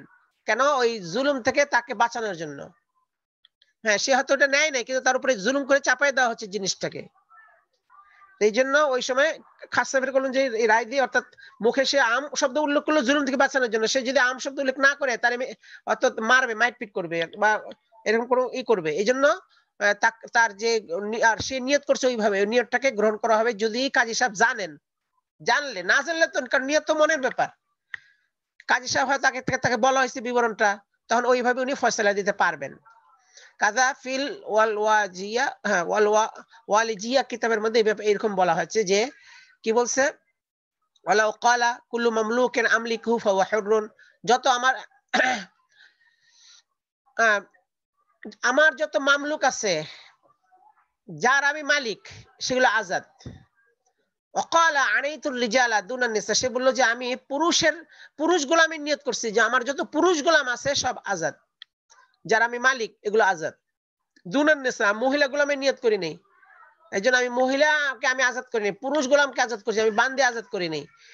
দুই জিনা দিয়ানাতান কবুল করা হবে, যেহেতু এখানে কুল্লু মামলুকিন আম শব্দ, যেখানে রেজাল আর নিসা সবাইকে শামিল করে, কাজে এই ক্ষেত্রে দুই ইনা মানে দিয়ানাতান কবুল করা হবে, কিন্তু কাজান কবুল করা হবে না তার কথা, কারণ তার শব্দটা হচ্ছে ব্যাপক, সবাইকে শামিল করে।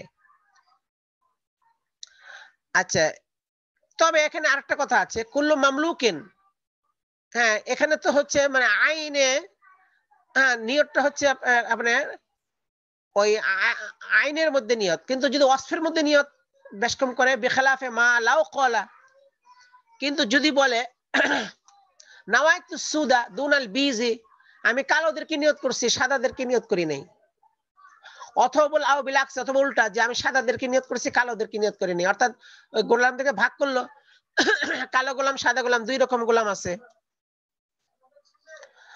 এখন এই ক্ষেত্রে হ্যাঁ সে বলছে আমার নিয়ত ছিল সাদা গোলাম অথবা নিয়ত ছিল কালো গোলাম, মানে অর্থাৎ সে এখানে হ্যাঁ ওয়াসফের মধ্যে, এই যে ওয়াসফের মধ্যে নিয়তের সে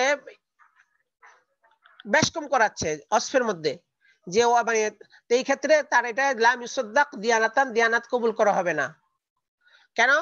যেহেতু এই জায়গার মধ্যে কুল্লু মামলুকিন, এটা সুদ আর বীজ এর মধ্যে কোনো ফরক করে না, সুদ বীজ ফরক করে না। হ্যাঁ, কিন্তু এখানে ওই কুল্লু মামলুকিন রিজাল নিসাকে ফরক করে। কেমনে ফরক করে? দিয়ানাতুন কবুল করা হবে কেন? যখন বলে কুল্লু মামলুকিন, যদিও এটা মনে করেন পুরুষ মহিলা সবাইকে শামিল করে, কিন্তু মামলুকুন শব্দটা হচ্ছে মুজাক্কার, আর আমলিকুহু এখানে তো মুজাক্কার উল্লেখ করছে, তো মুজাক্কার শব্দ, এই জন্য নফসের শব্দটা অর্থাৎ ওরফান, কুল্লু মামলুকিন আমলিকুহু, ওরফান এর দ্বারা বোঝাচ্ছে গোলাম হোক বান্দি হোক সব আজাদ, কিন্তু লফজান মানে শব্দ মামলুকটা শুধু পুরুষকে শামিল করে, হ্যাঁ মহিলাকে শামিল করে না। এখন যে যদি পুরুষের নিয়ত করে মহিলার নিয়ত না করে, তাহলে বোঝা গেল লফজি হ্যাঁ মামলুক শব্দের সেই হিসেবে তার নিয়তটার মামলুক শব্দের উপর প্রয়োগ হচ্ছে, অর্থাৎ এখানে অবকাশ আছে, শব্দের মধ্যে তার নিয়তের অবকাশ আছে। আর যদি মামলুক, কারণ মহিলার জন্য মামলুকাতিন বলতো, এখানে বলছে মামলুকিন, শব্দটা মুজাক্কার আর নিয়ত হচ্ছে মুজাক্কারের, এই জন্য তার এখানে যেহেতু শব্দ অবকাশ আছে, এই জন্য দিয়ানাতুন কবুল করা হবে। হ্যাঁ, কিন্তু এর উল্টা যদি হয়, এই যে কাকাউলিহি নাওয়াইতুন নিসা দুনার রিজাল, তো আমি নিয়ত করছি হ্যাঁ মহিলার, পুরুষের না, মানে কুল্লু মামলুকিন আমলিকুহু বইলা আমি মহিলার নিয়ত করছি, এটা গ্রহণ করা হবে না। হ্যাঁ, এটা গ্রহণ করা হবে না, লাম ইউসাদ্দাক। কেন? কুল্লু মামলুকিন শব্দটা মহিলাকে শামিল করে না, কাজে নিয়তটা লফজটা তার নিয়তকে শামিল করে, লফজ হচ্ছে মুজাক্কার, আর সে বললো যে আমি মুয়ান্নাস নিয়ত করছি, মুজাক্কার নিয়ত করি নাই, তো উল্টা হয়ে গেল। যদি কুল্লু মামলুকাতিন বলতো তাইলে তার কথা বিবেচনায় ছিল।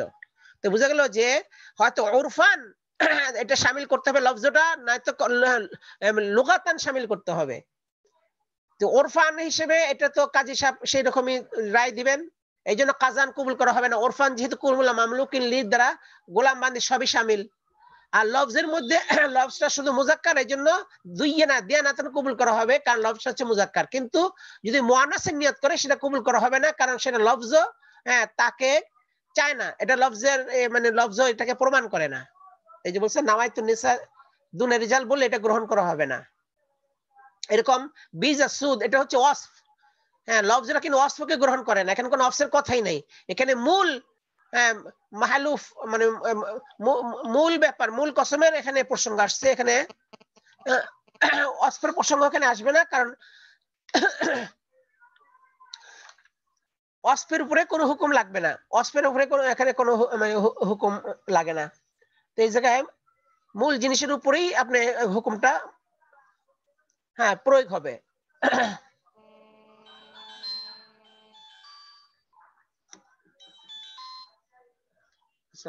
একটু পরে ফোন করেন, ক্লাস হচ্ছে।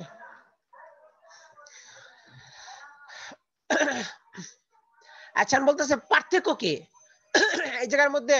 মহিলাদের নিয়ত করলে হবে না, পুরুষের নিয়ত করলে হবে, আবার সুদ বীজের নিয়ত হবে না। পার্থক্যটা কি? অল ফারকু কয় বাইয়ান নাহু ফি শারহি মিন বাবিল ইয়ামিন বিত-তালাক, কয় আমি এর পার্থক্যটা বয়ান করেছি শরার মধ্যে, অর্থাৎ কানজের শরার মধ্যে, বাহরুল রায়কের মধ্যে, বাবুল ইয়ামিন বিত-তালাক এবং অলেতাকের ভিতরে। বাবুল ইয়ামিন বিত-তালাক অলেতাক, তালাকের ইয়ামিনের বাবের মধ্যে এটা উল্লেখ করেছি।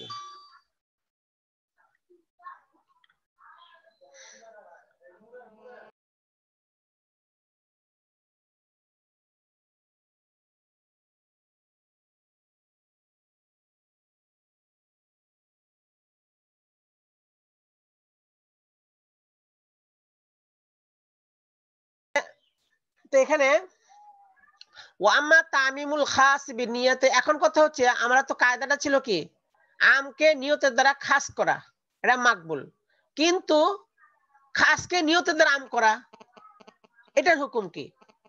ওয়াম্মা তামিমুল খাস বিনিয়াতি, নিয়তের দ্বারা খাসকে আম করা, মানে আগেরটার উল্টা।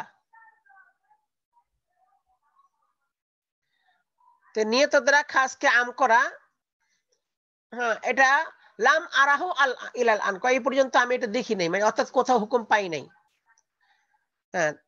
তো নিয়তের দ্বারা খাস করার ব্যাপারে কোনো হুকুম আমি পাই নাই এই ব্যাপারে।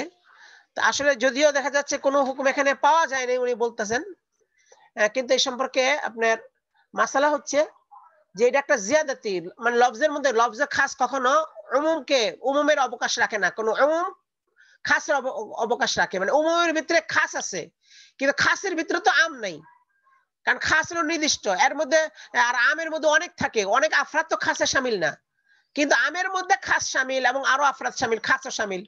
এই জন্য আম বলে খাসের নিয়ত করা যায়, কিন্তু খাস বলে আমের নিয়ত করা এটা হচ্ছে শব্দের মধ্যে বাড়াবাড়ি। আর এটাকে যেহেতু বাড়াবাড়ি ওরফান, এটাকে বাড়াবাড়ি মনে করা হয়, এই জন্য এই শব্দটাকে এইভাবে আপনার ওই নিয়তের এক্ষেত্রে নিয়তটাকে গ্রহণ করা হবে না, অর্থাৎ এটা বাড়াবাড়ির পর্যায়ে। এই জন্য খাসকে আম করার যে নিয়ত যদি নিয়ত করে সেটাকে কবুল করা হবে না, সেটা বাড়াবাড়ি হিসেবে গণ্য হবে, সেটা গ্রহণ হবে না।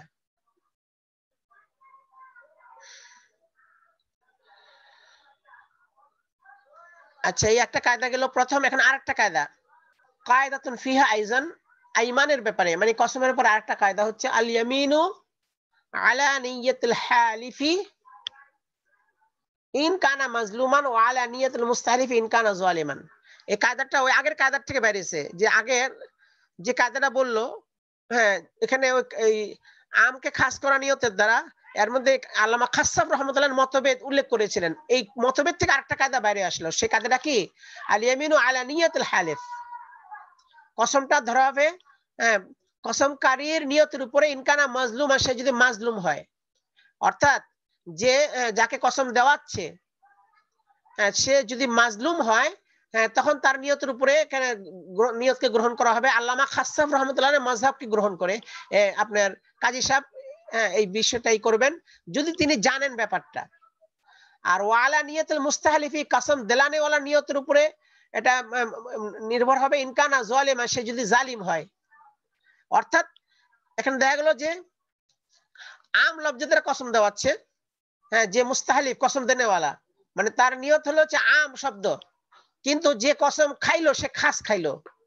এখন ইনকালা জালিম, সে যদি জালিম হয় তাহলে এখানে মুস্তাহলিফ যে কসম দেওয়াইছে সে তো আম শব্দ হিসেবে কসম দেওয়াইছে, হ্যাঁ, কিন্তু এই তার নিয়তের গণ্য হবে না, বরঞ্চ মাজলুম যে তার নিয়তের গণ্য হবে। অর্থাৎ কসম খানেওয়ালার নিয়ত ধইরা কাজী সাহেব ফয়সালা দিবেন যে না, অর্থাৎ সে ঠিক আছে, রাইট আছে, তার বিবিকে তালাক করাবেন না বা গোলাম আজাদ করাবেন, মানে করার ফয়সালা দিবেন না, এরকম আর কি।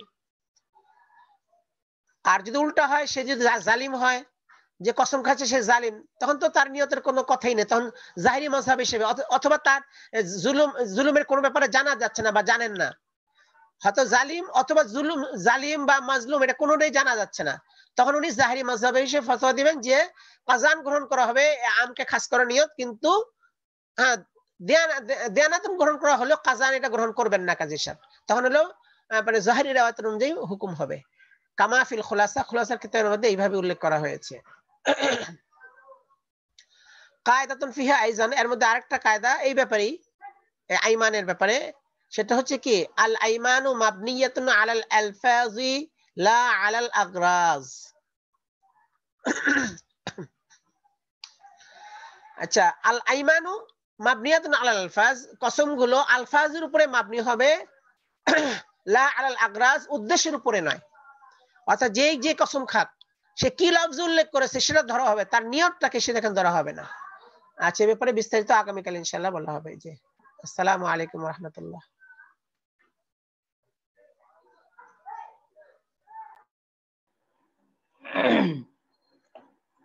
আসসালামু আলাইকুম ওয়া রাহমাতুল্লাহি ওয়া বারাকাতুহু।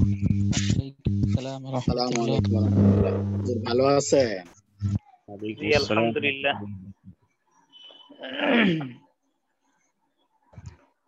আচ্ছা, একটু ব্যস্ততায় ছিলাম গত এক দুই দিন, গতকাল তার আগের দিন একটু পেরেশানি ছিলাম। আচ্ছা, যাই হোক, সবাই তো ভালো আছেন, সুস্থ আছেন না? জি আলহামদুলিল্লাহ। সবাই আছেন, ক্লাসে উপস্থিত আছেন। ইব্রাহিম ভাই অনেকদিন পরে আসছেন ক্লাসে। আলহামদুলিল্লাহ উপস্থিত আছি। জি, আখলাকুর রহমান ভাই।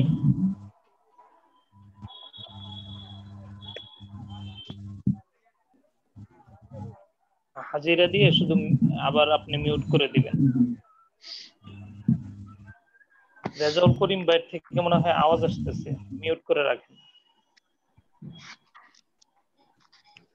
আবু জাফর ভাই ক্লাসে আছেন? জি আছি আলহামদুলিল্লাহ। জি, আব্দুল সাত্তার ভাই? আচ্ছা,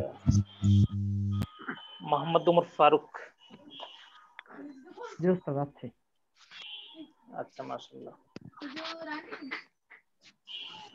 আচ্ছা, ঠিক আছে, আমরা পড়া শুরু করি।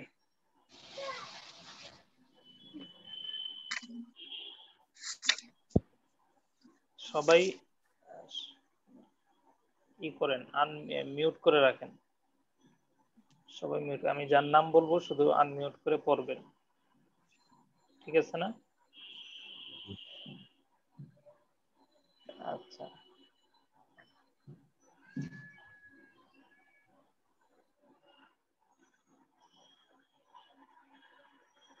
মাঝে মাঝে যখন জিজ্ঞাসা করা হয় সবাইকে একসাথে, তখন কি করবেন?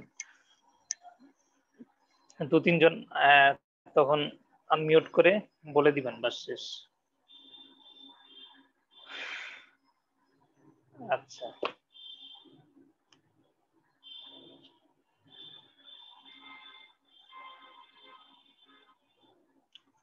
আজকে আমাদের পড়া কোন জায়গা থেকে শুরু হবে?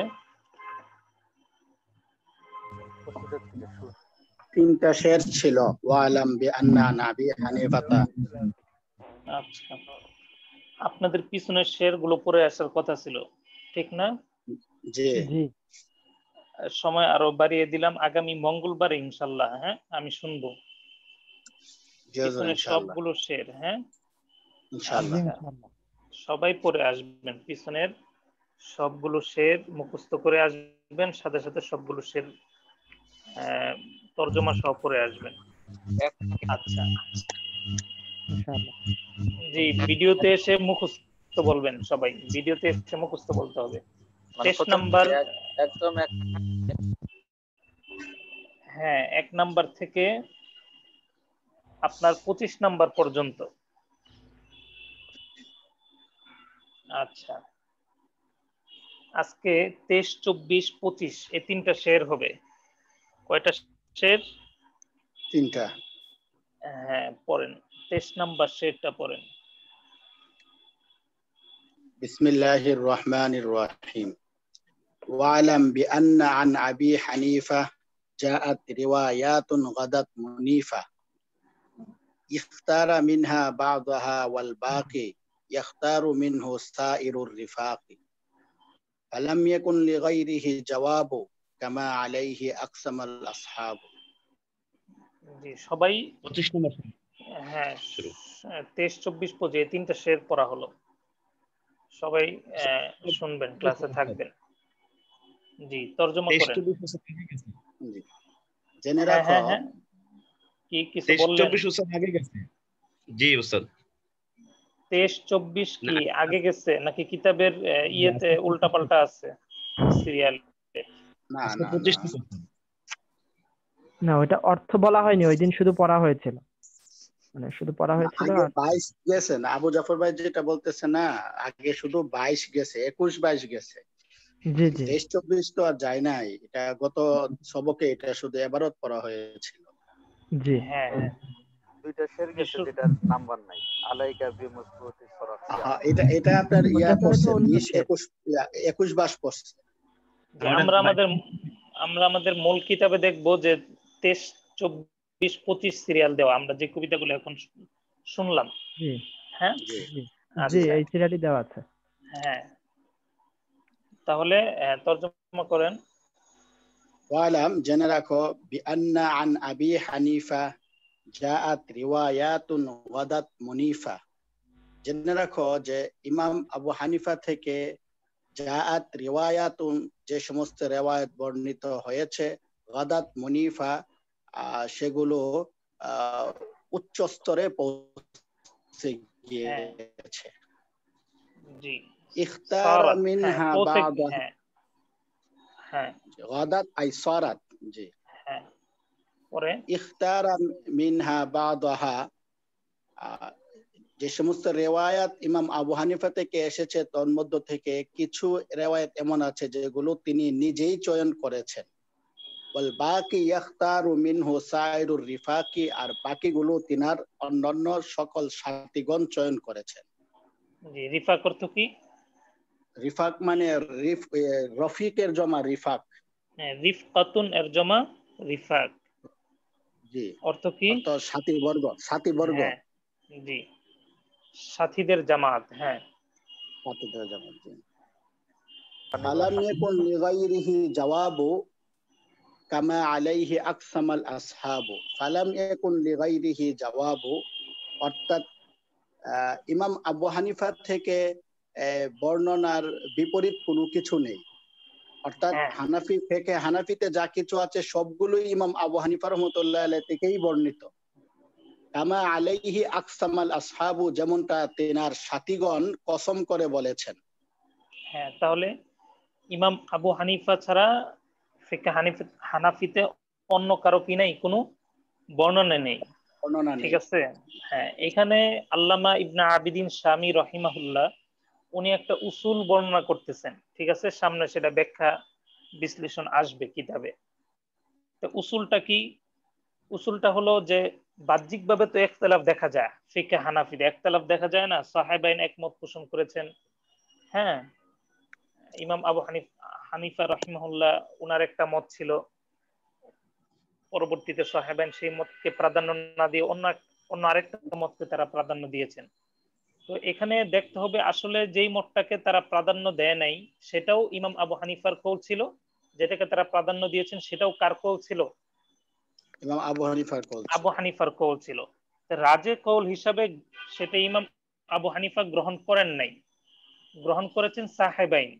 ঠিক আছে, যেমন বাচ্চা তার কত বছর পর্যন্ত সে দুধ পান করতে পারবে? 2 বছর। হানাফি মতে 2.5 বছর। হ্যাঁ, 2.5 বছর। এটা কার কৌল? ইমাম আবু না, এটা মানে সাহাবাইনের। হ্যাঁ, ইমাম আবু হানিফার কৌল হলো 2 বছর। 2 বছর, ঠিক আছে। 2.5 বছর এটা বলেছেন সাহাবাইন। 2.5 বছর এই কৌলটাও কিন্তু ইমাম আবু হানিফা রাহিমাহুল্লাহ। ঠিক আছে।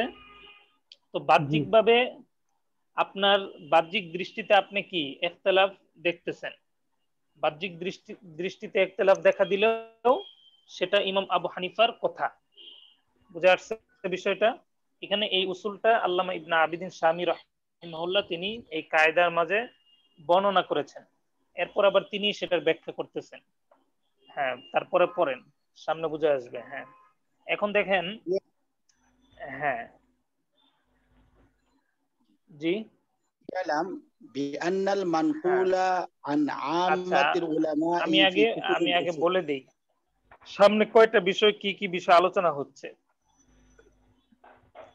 সবাই খেয়াল করে শুনবেন, পরে শুধু ইবারত পড়লে আপনারা বুঝে যাবেন। বুঝে আসছে? জি।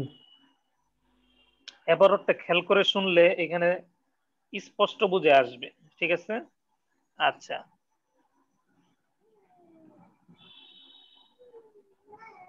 এখানে দেখেন একটা বিষয়। এখানে আল্লামা ইবনে আবিদিন শামী রাহিমাহুল্লাহ উনি এখানে ই করতেছেন, সেটা হলো যে একই মাসালায় একই মুস্তাহিদ থেকে 2 কৌল বলা এটা কিনা সহিহ না, তানাকুজের কারণে, লিতানাকুজি।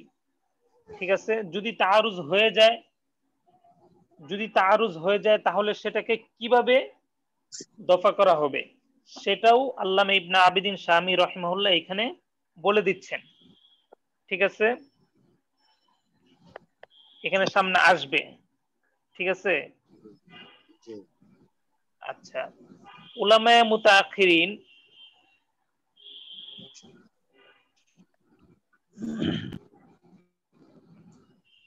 দুইটা মত যদি দেখা দেয়, ঠিক আছে, মানে আপনার একই মাসালায় একজন মুস্তাহিদ থেকে যদি 2টা মত দেখা দেয়, তাহলে দেখতে হবে যে কোন মতটাকে তিনি আগে বলেছেন এবং কোনটা তিনি পরে বলেছেন।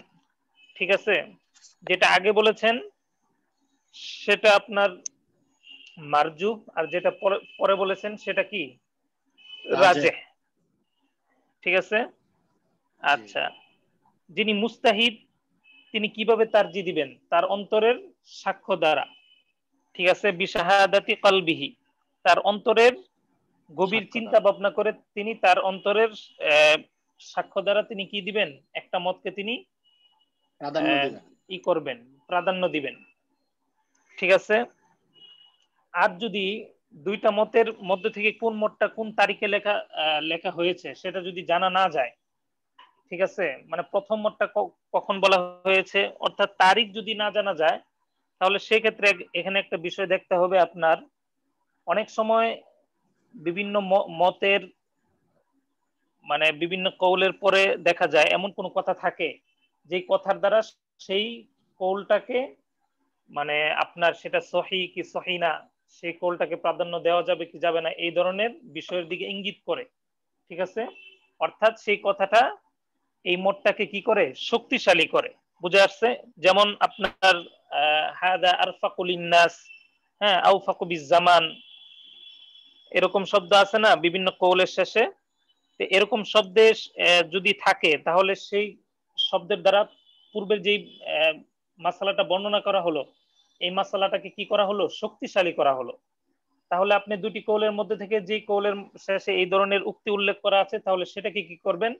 গ্রহণ করবেন। ঠিক আছে। আচ্ছা, বুঝে আসছে বিষয়টা? জি। আচ্ছা জি, এবারত পড়েন।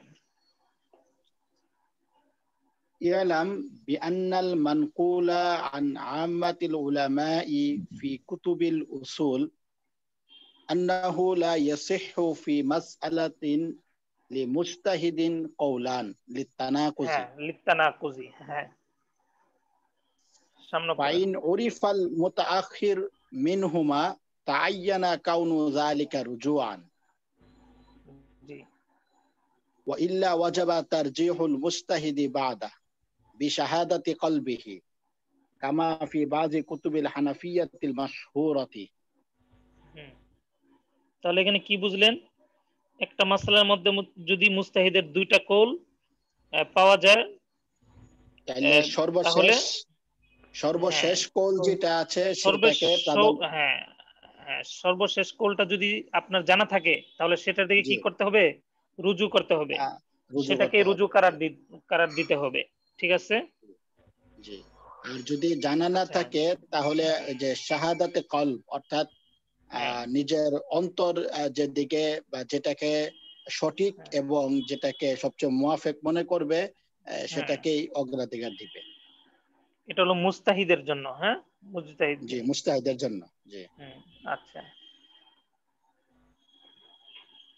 তারপরে শব্দটা কি উরিফাই হবে না মাজহুলি হবে?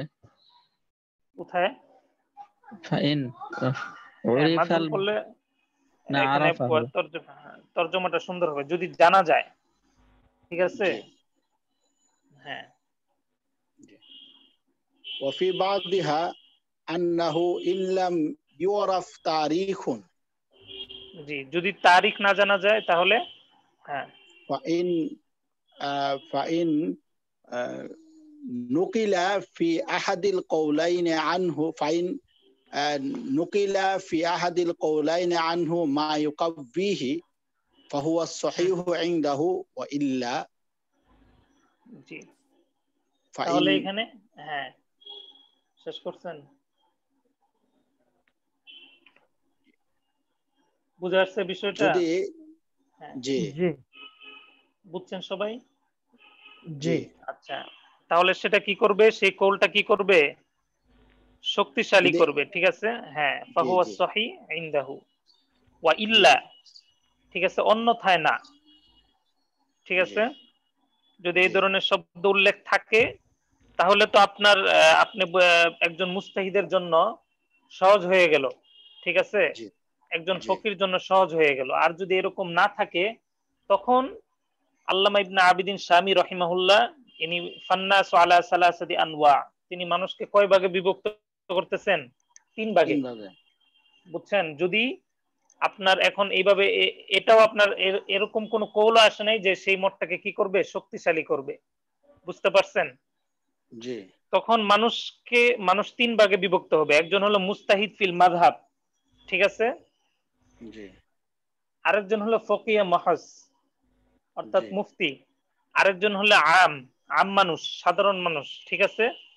তো যিনি ফকিহ মুস্তাহিদ হবেন তার জন্য কি করতে হবে? তিনি তার অন্তরের সাক্ষ্য দ্বারা তিনি যে কোনো একটার উপর কি করবেন? আমল করবেন। হ্যাঁ আচ্ছা ফি বাদিহা এখান থেকে অনুবাদটা হ্যাঁ হ্যাঁ কোথা থেকে? ফি বাদিহা এটা তো শেষ করে আসলাম, বুঝেন না? এখানে এখান থেকে পড়েন হুসাইন আহমদ ভাই।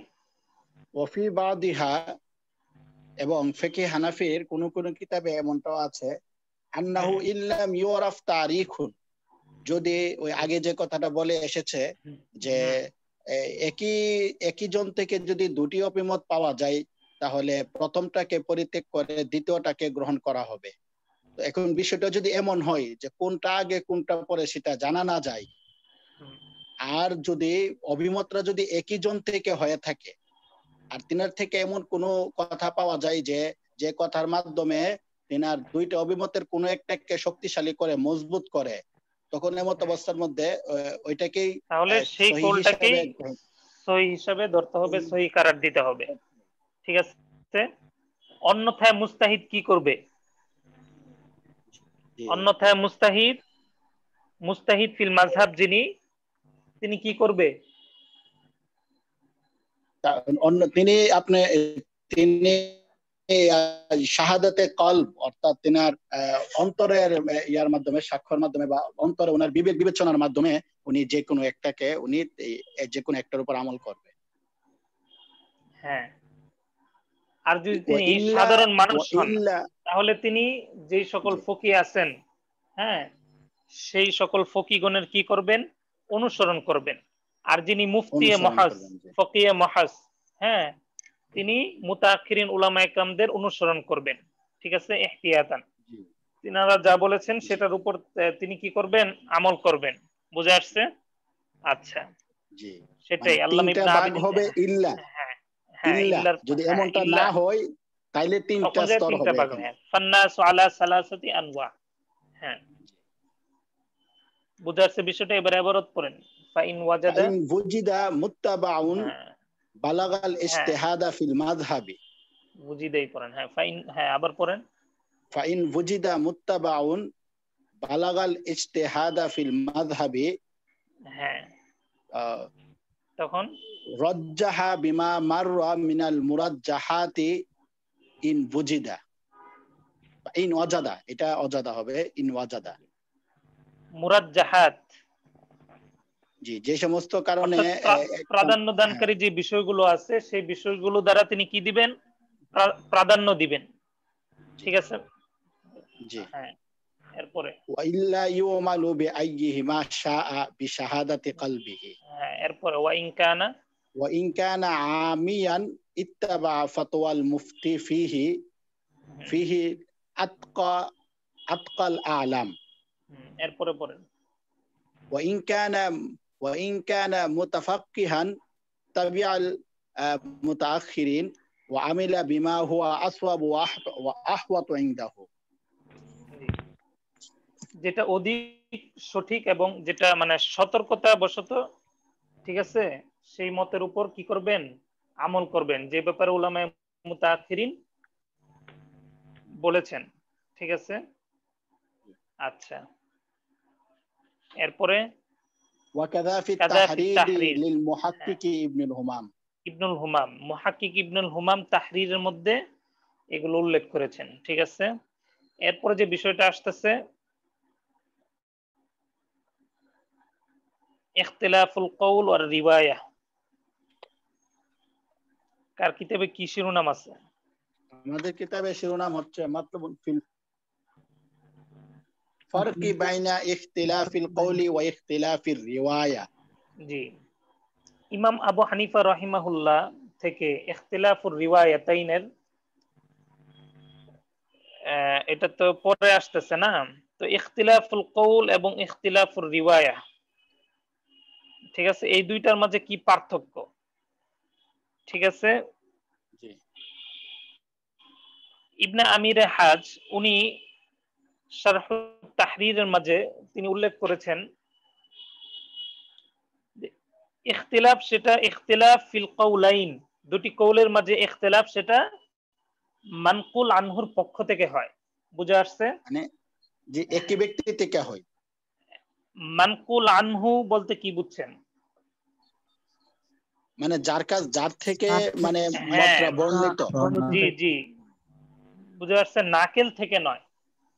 ঠিক আছে, জি, মানে হুজুর আমি এটা মানে বুঝতেছি, মানে এমনটা কিনা বাস্তব যে মনে করেন জায়েদ একজন ব্যক্তি, জায়েদের থেকে যদি ভিন্ন দুইটা মত পাওয়া যায়, এটাকে কি ইখতিলাফে কওলাইন বলে নাকি? জি, এটা সামনে আলোচনা আসতেছে।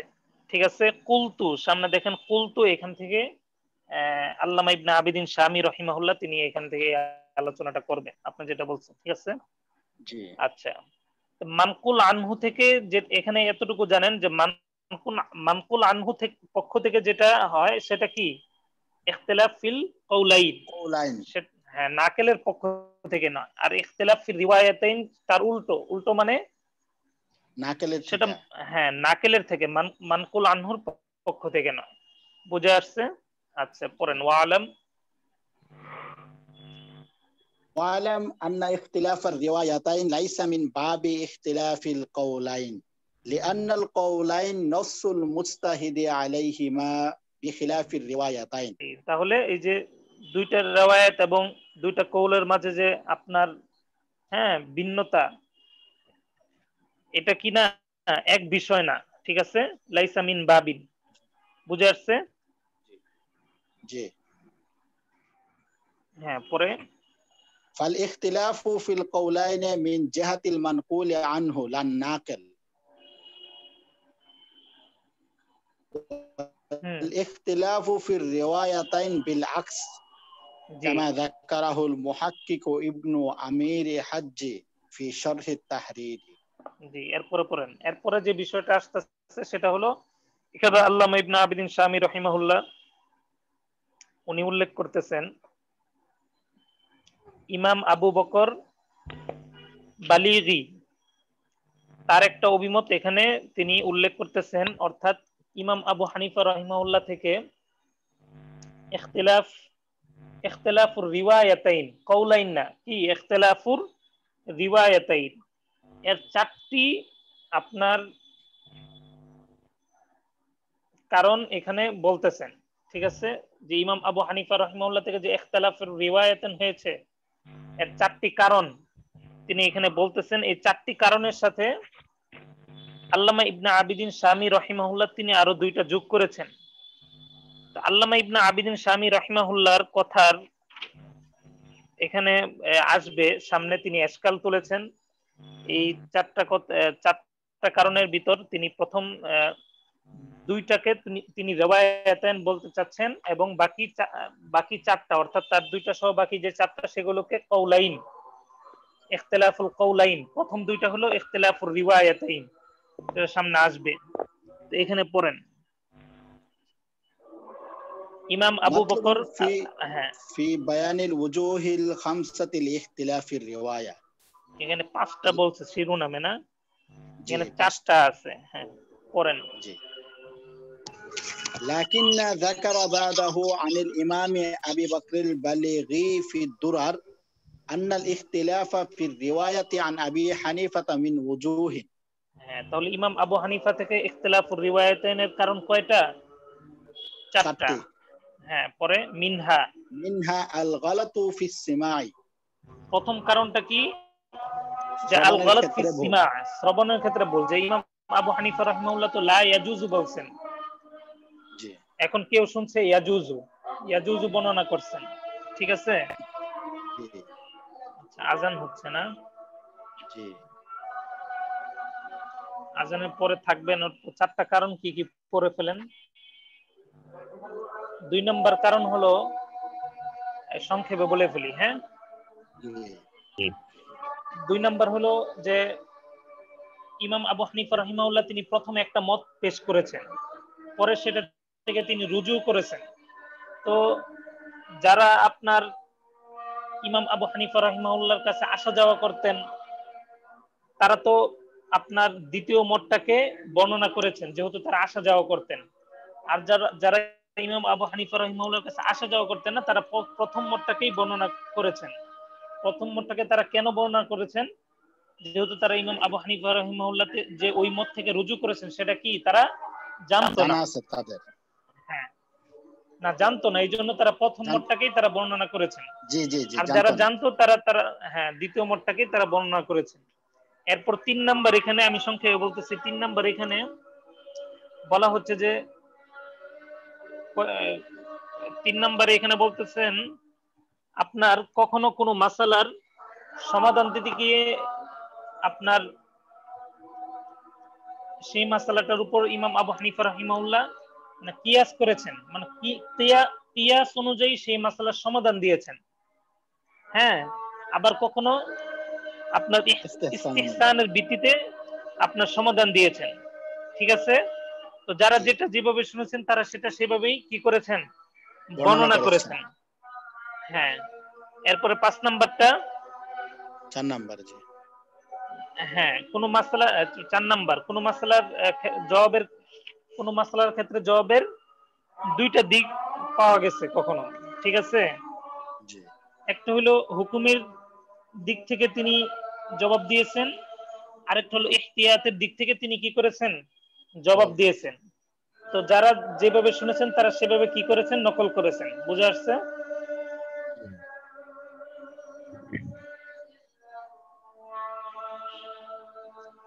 চারটা পেলেন তো? জি, চারটা পেজ। আচ্ছা, তো এই চারটার এরপরে সামনে ইনশাল্লাহ আলোচনা আসতেছে। চারটা এবারও শেষ করে ফেলেন। মিনহা, এবারও পড়ে ফেলবেন। হ্যাঁ, জি জি। মিনহা আল গালাতু ফিস সামাই কাআই ইউজিবা বিহারফিন নফি ইযা সুইলা আন হাদিসাতিন ওয়া ইয়াকুলু লা ইয়াজুজু। হ্যাঁ, ওয়া ইয়াকুলু লা ইয়াজুজু ফায়াশতাবিহুহু, ফায়াশতাবিহু আলা রাভি ফায়ানকুলু মা সামিআ। ومنها أن يكون له قول قد رجع عنه ويعلم بعض ما يختلف إليه رجوعه فيروي الثاني والآخر لم يعلم فيروي الأول. ومنها أن يكون قال أحدهما على وجه القياس والآخر على وجه الاستحسان فيسمع كل واحد أحدهما فينقل كما سمع. ومنها أن يكون الجواب في مسألة من وجهين من جهة الحكم ومن جهة الاحتياط فينقل كل كما سمع. আবার ফায়ানকুলু কুল্লুন কামা সামিয়া। হ্যাঁ, তাহলে এই হলো চারটা। ঠিক আছে, এই চারটা মুখস্থ করবেন। জি, আচ্ছা, ঠিক আছে। আসসালামু আলাইকুম ওয়া রাহমাতুল্লাহি। এখানে ওস্তাদ এক মিনিট, আমি এই কবিতাগুলো একটা সংকলন করছি, মোটামুটি 52টা কবিতা শুরু থেকে। এখানে সিরিয়াল শুরু থেকে যে আসছি তাতে দেখলাম যে আজকে যে কবিতা পড়া হয়েছে এটা মূলত 25, 26, 27 নম্বর কবিতা, একদম শুরু থেকে গনে গনে সিরিয়াল দিয়ে আসছে কবিতাগুলোকে আমি। তো যদি আমি একটু আপনার মেসেঞ্জারে দিয়ে দেবো, যদি মেহেরবানি একটু দেখে দিন কি নাম এটা। ওটা মনে হয় ওটা হয়তো উস্তাদ ওই এই মাবসুদুস সারাকসির ব্যাপারে যে কথা 3টা কবিতা ছিল সেটা মনে হয় অ্যাড করা হয়েছে, মানে 2 লাইন কবিতা ছিল, এই কারণে হয়তো এই নাম্বার সিরিয়ালটা এমন করছেন। আবু জাফর ভাই আলাইকা বিমাবসুতিস সারাকসি একটা কবিতা গেছে না পিছনে, ওই দুটো কি আপনি নাম্বার দিয়েছেন? জি জি, ওই দুইটা 100 নাম্বার দিছি। ও, এই জন্য একটু মানে উলটপালট হয়েছে। ওইটা আসলে তো আল্লামা ইবনে আবিদিন শামী রাহিমাহুল্লাহ উকুদ রাসমিল মুফতির কবিতা না। ঠিক আছে, জি, বুঝা যাচ্ছে বিষয়টা? বুঝতে পারছি। এটা তো আমাদের কিতাবের নম্বর না। হ্যাঁ, ওই দুইটা আমি মুখস্থ করে বলছি। এই কবিতার আপনার গুলোর সাথে, মানে কিতাবের যে কবিতাগুলো আছে এগুলোর সাথে ওই দুইটা কবিতাও মুখস্থ করবেন। আলাইকা বিমাবসুতিস সারাকসি ইন্নাহু হুয়াল বাহর, এই যে কবিতাটা আল্লামা তামিমি রাহিমাহুল্লাহ তিনি তার তফকার মধ্যে উল্লেখ করেছেন, সেই কবিতাগুলো আমি মুখস্থ করতে বলছিলাম। ঠিক আছে, ওইগুলো নাম্বার দেওয়ার প্রয়োজন নেই। মূল কিতাবের যেগুলো কবিতা আছে এগুলো আজকে আমরা 23, 24, 25 এই 3টা কবিতা পড়তেছি। হ্যাঁ, তাহলে মিলবে জি স্যার। জি, ঠিক আছে। আসসালামু আলাইকুম ওয়া রাহমাতুল্লাহি ওয়া বারাকাতুহু। আসসালামু আলাইকুম।